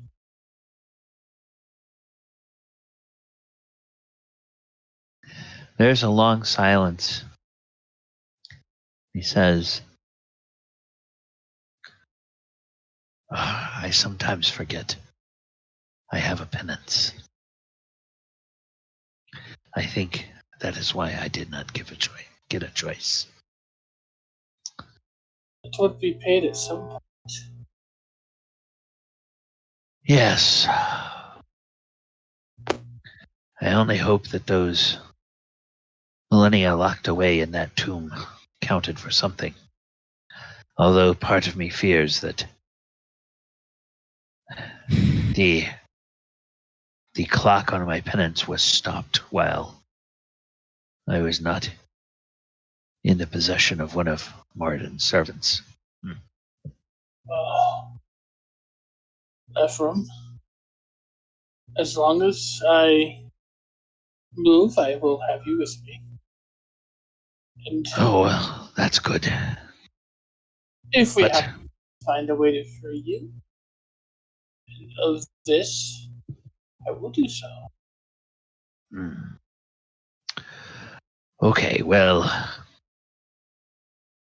from what we learned today, I don't think getting breathed on by a dragon is going to free me, and it doesn't seem to do much good for you either. So let's try to avoid that if we can. Indeed. The irony was quite strong.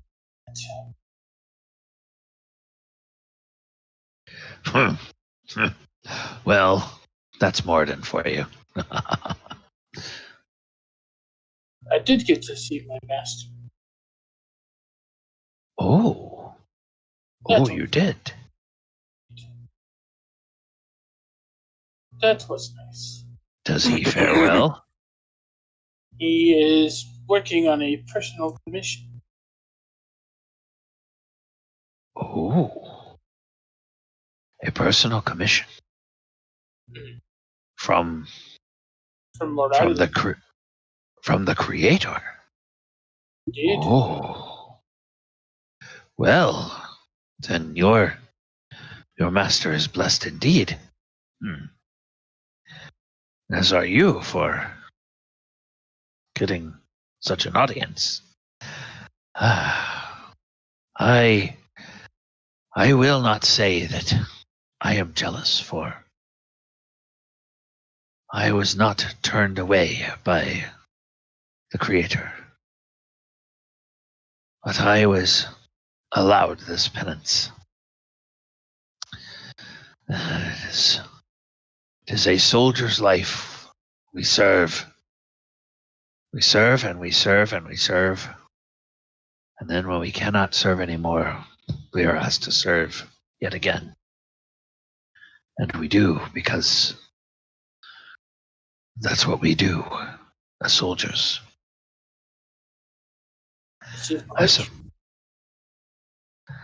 suppose as ordained clergy, your lot is much the same. Serve till you cannot serve anymore. And then you're asked to serve again.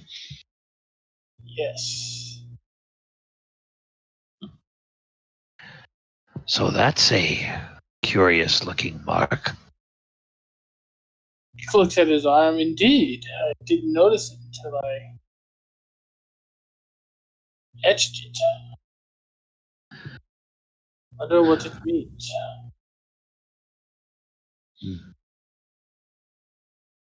Well, perhaps you will find someone who knows. Yes. I do have a meeting with the visit back to Ravnica. Perhaps he will. Oh. Now, have I met him yet? Galibar.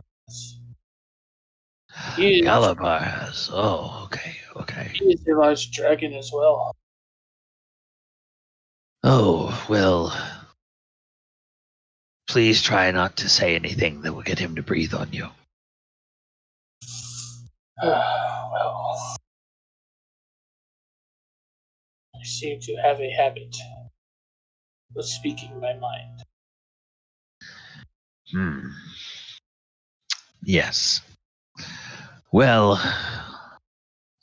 I think that's just your dwarven master coming out in you. Yes, Bilgar was quite rude. Yes. That's probably why I have this penance. I probably spoke too much out of turn. Sometimes it just needs to be done. Yes, this is true. Well, that the more I look at it, that those etched battle scars look quite becoming on you. Yes. You can even see the old ones where I meant. Mhm. Yes, well, Adamant, it's good to have you back. It's good to be. All right, well, I am going to think upon my penance. One day, perhaps, you'll be able to tell me what you did or did not do. One day, yes. And you get this distinct impression that he's not ready to talk about that Yeah. at this time. Okay. Elora.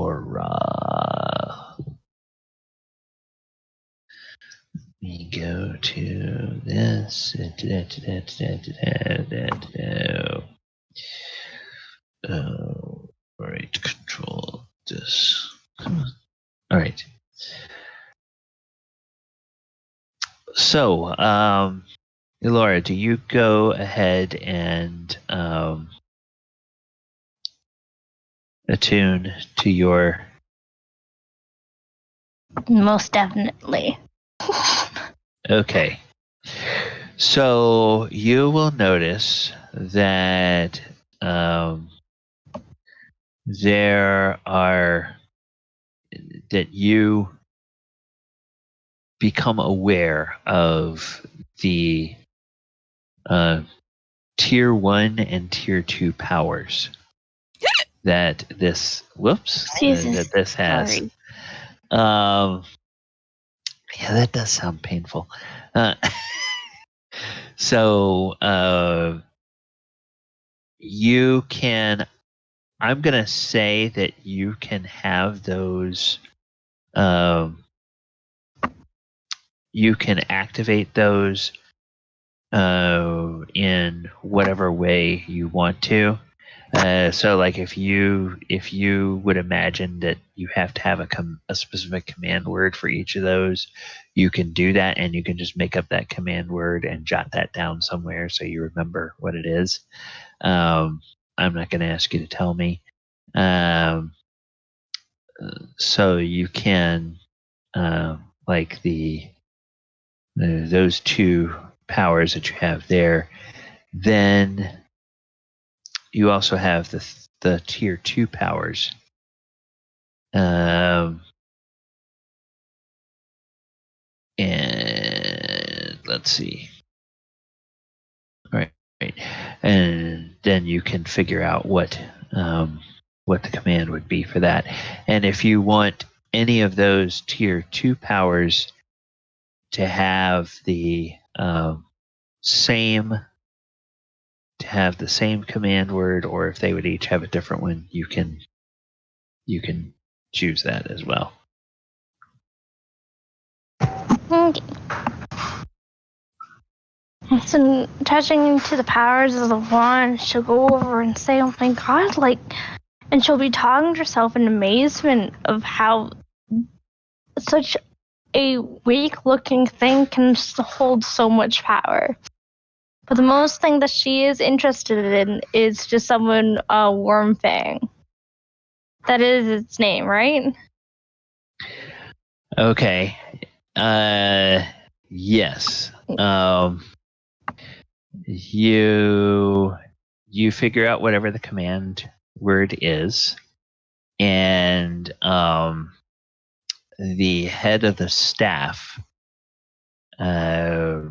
will transform, and it becomes the head of an animate wyvern. Now it's not the size of a full-size wyvern, but it's the size of a head that's kind of in relation to the staff. So it's kind of like a miniature wyvern head. Okay. She'll kind of smile and then she'll kind of pet the head and say, "Oh, aren't you adorable?" Let me double check something. I forgot to double check this before. I should really do this.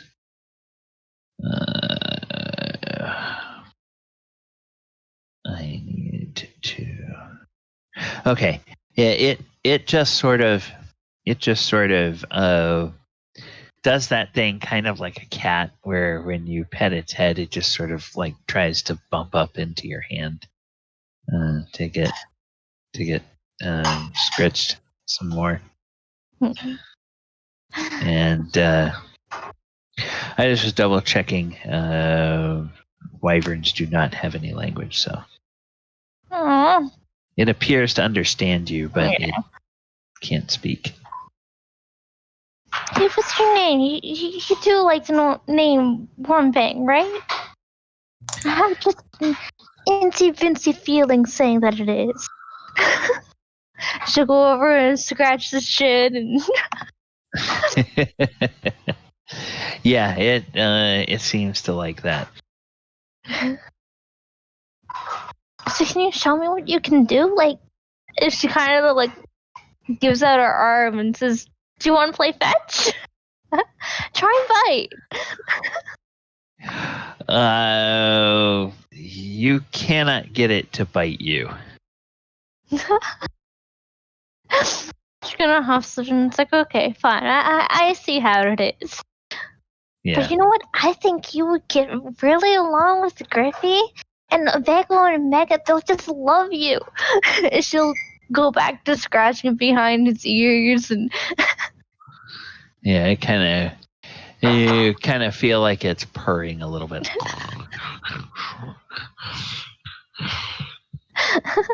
What? Very wide. Either way, I just wanted to be greeted, so I'll see you soon, okay? And she kind of laughs and lets it go back if it wants to go back. Yeah. It lasts for a minute, or if you speak the command word early, it will just return to its normal form. Laura seems happy. She hugs onto the wand and then crawls into her bed, looking around a room which is full of vines and flowers and all of that. She finally seems a little bit peaceful. Okay, and she drifts off to sleep. And as Elora drifts off to sleep, okay, we have about 10 minutes. So the next morning comes, you guys awake, and you are all of your hit points are recovered and everything. You've all had the benefits of a long rest, and everything that's healed up from a long rest is so. Those of you like Enka, we talked about you having those bandages on your horns for a couple of days. That's strictly a cosmetic thing.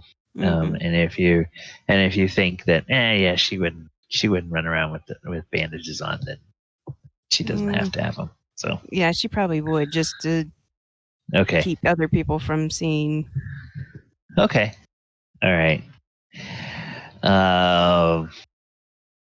And there's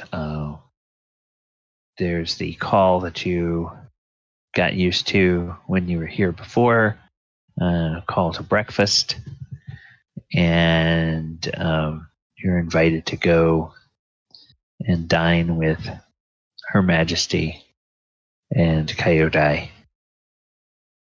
and they will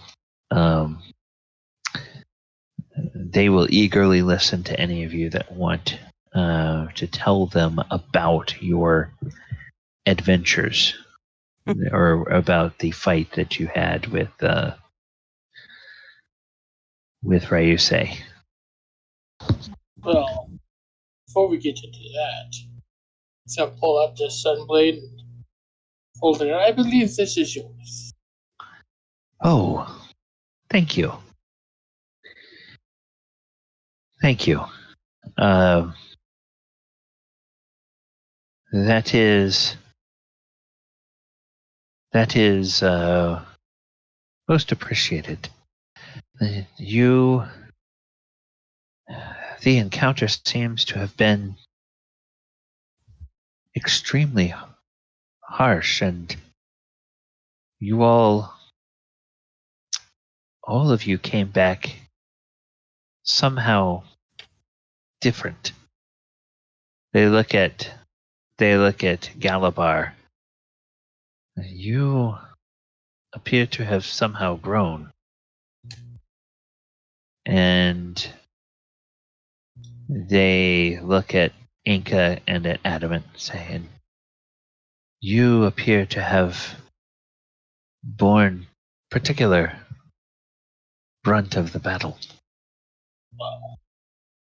Inka just kind of looks away and nods a little.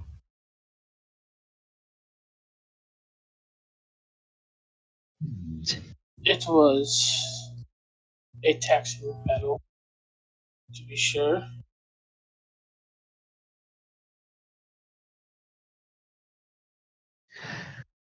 Yes, I don't think I've ever heard of the spirit guardians of Kamigawa, of any of them being corrupted before. This is something unprecedented.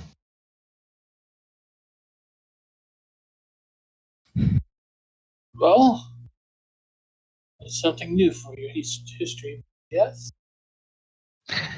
Yes. Yes.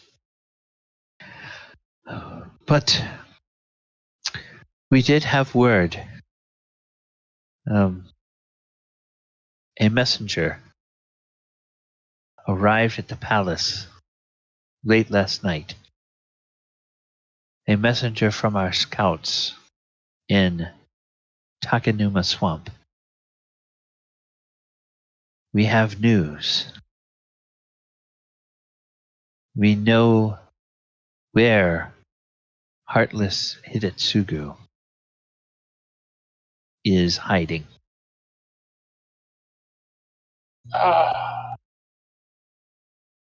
Well, this is good news. Yes. And while it appears that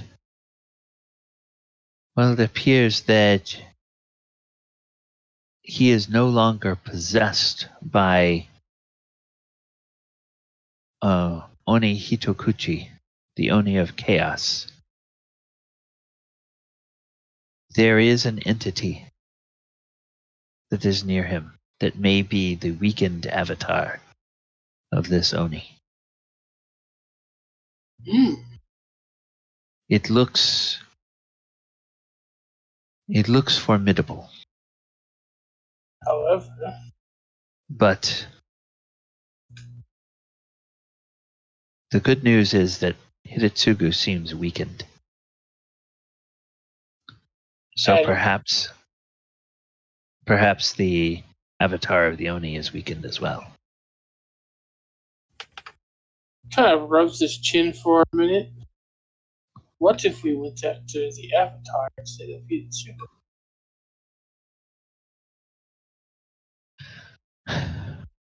Well, if there is any hope for Hidetsugu, then that would likely only come once the Avatar is defeated.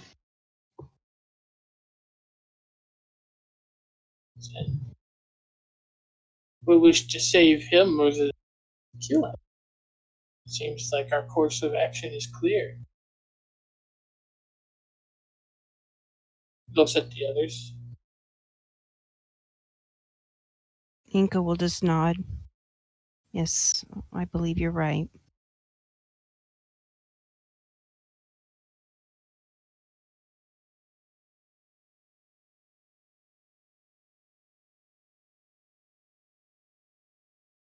And the rest of everybody else fell asleep at the table in the middle of eating their porridge. Sploot. Blunk. Yeah, they will. They will give you, and we will start with that next week. They will arrange for basically a report from the scout that gives you some information about sort of the layout and the terrain of where they have seen Hidetsugu and where they have seen this other entity and sort of what they know about it. So we will start with that next week. Da-da-da. And players, thank you. Thank you very much for joining us today, players and viewers. Thank you so much for hanging out with us. This was an eventful session. Lots of fallout from last week. No pun intended. But Pete and Heather, if Adamant and Elora, or if Adamant and Enka do not have inspiration, go ahead and give them inspiration. Okay. You guys did really well with that. I thought that was you guys put a lot of work in on those little scenes, and I'll leave it up to you guys to share with everybody else if you want to what you had given me. Okay. In preparation for those scenes. I don't know. Maybe we should make them beg. Yeah. And we will go ahead. The last thing, kind of combat-wise, that we have to do here in Kamigawa is sort of the showdown with Hidetsugu. And then we can actually be ready to wrap up our time in Kamigawa and get on with the rest of our story. So, probably at the minimum, one more session, at the maximum, probably 2 or 3 more sessions in Kamigawa here, I would think, unless there's reasons that you guys want to take more time to do stuff, which is fine with me. But there's not that many more story beats that I have planned for Kamigawa. All right. Players, anything going on between now and next Sunday that you want any of the viewers to know about, stuff with your social media presences or anything like that? Okay, then viewers, tomorrow night you can join us here on the channel, 8 p.m. Eastern Time. We will be wrapping up our series on goblins for Monster Monday. Thursday, we will be continuing to explore the happy rainbow land of Barovia in Sword Coast Chronicles. And Saturday, we will get into our second session of character creation. And that'll probably take up all the time on Saturday, but then it's not going to be too long before we begin our We begin our descent into the original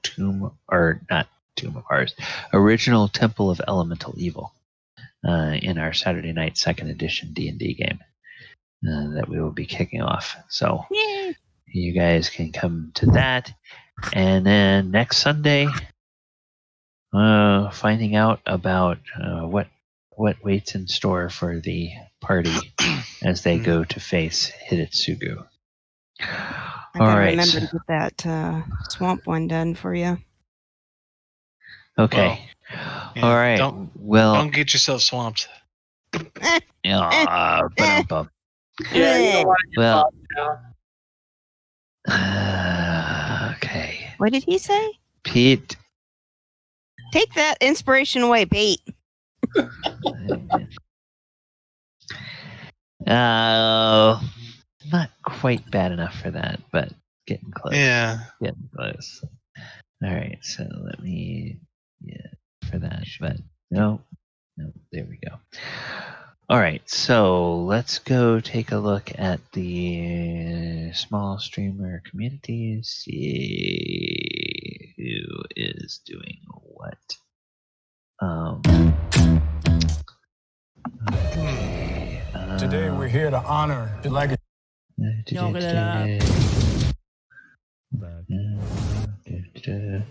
Let's get this party started. Okay. Ladies and gentlemen. Ooh. Here's something interesting. All right, we are going to. Oh no, that's German. German. Yeah. Guten Tag.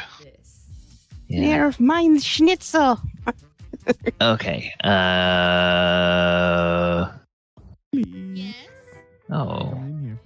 Phasmophobia. There Suddenly we have a huge German following. All right, we're gonna go ahead and raid Pastel Ninja, who is playing Phasmophobia. And so when you get over there, tell them we said hi. This is a team member from the small stream, that was your first introduction to a Revenant. small streamer community. All right, take care, and we will talk to you all later. Goodbye, everybody. I've survived the Revs a bunch of times, but actually, that is the first time the Revenants killed me. Thinking back on it.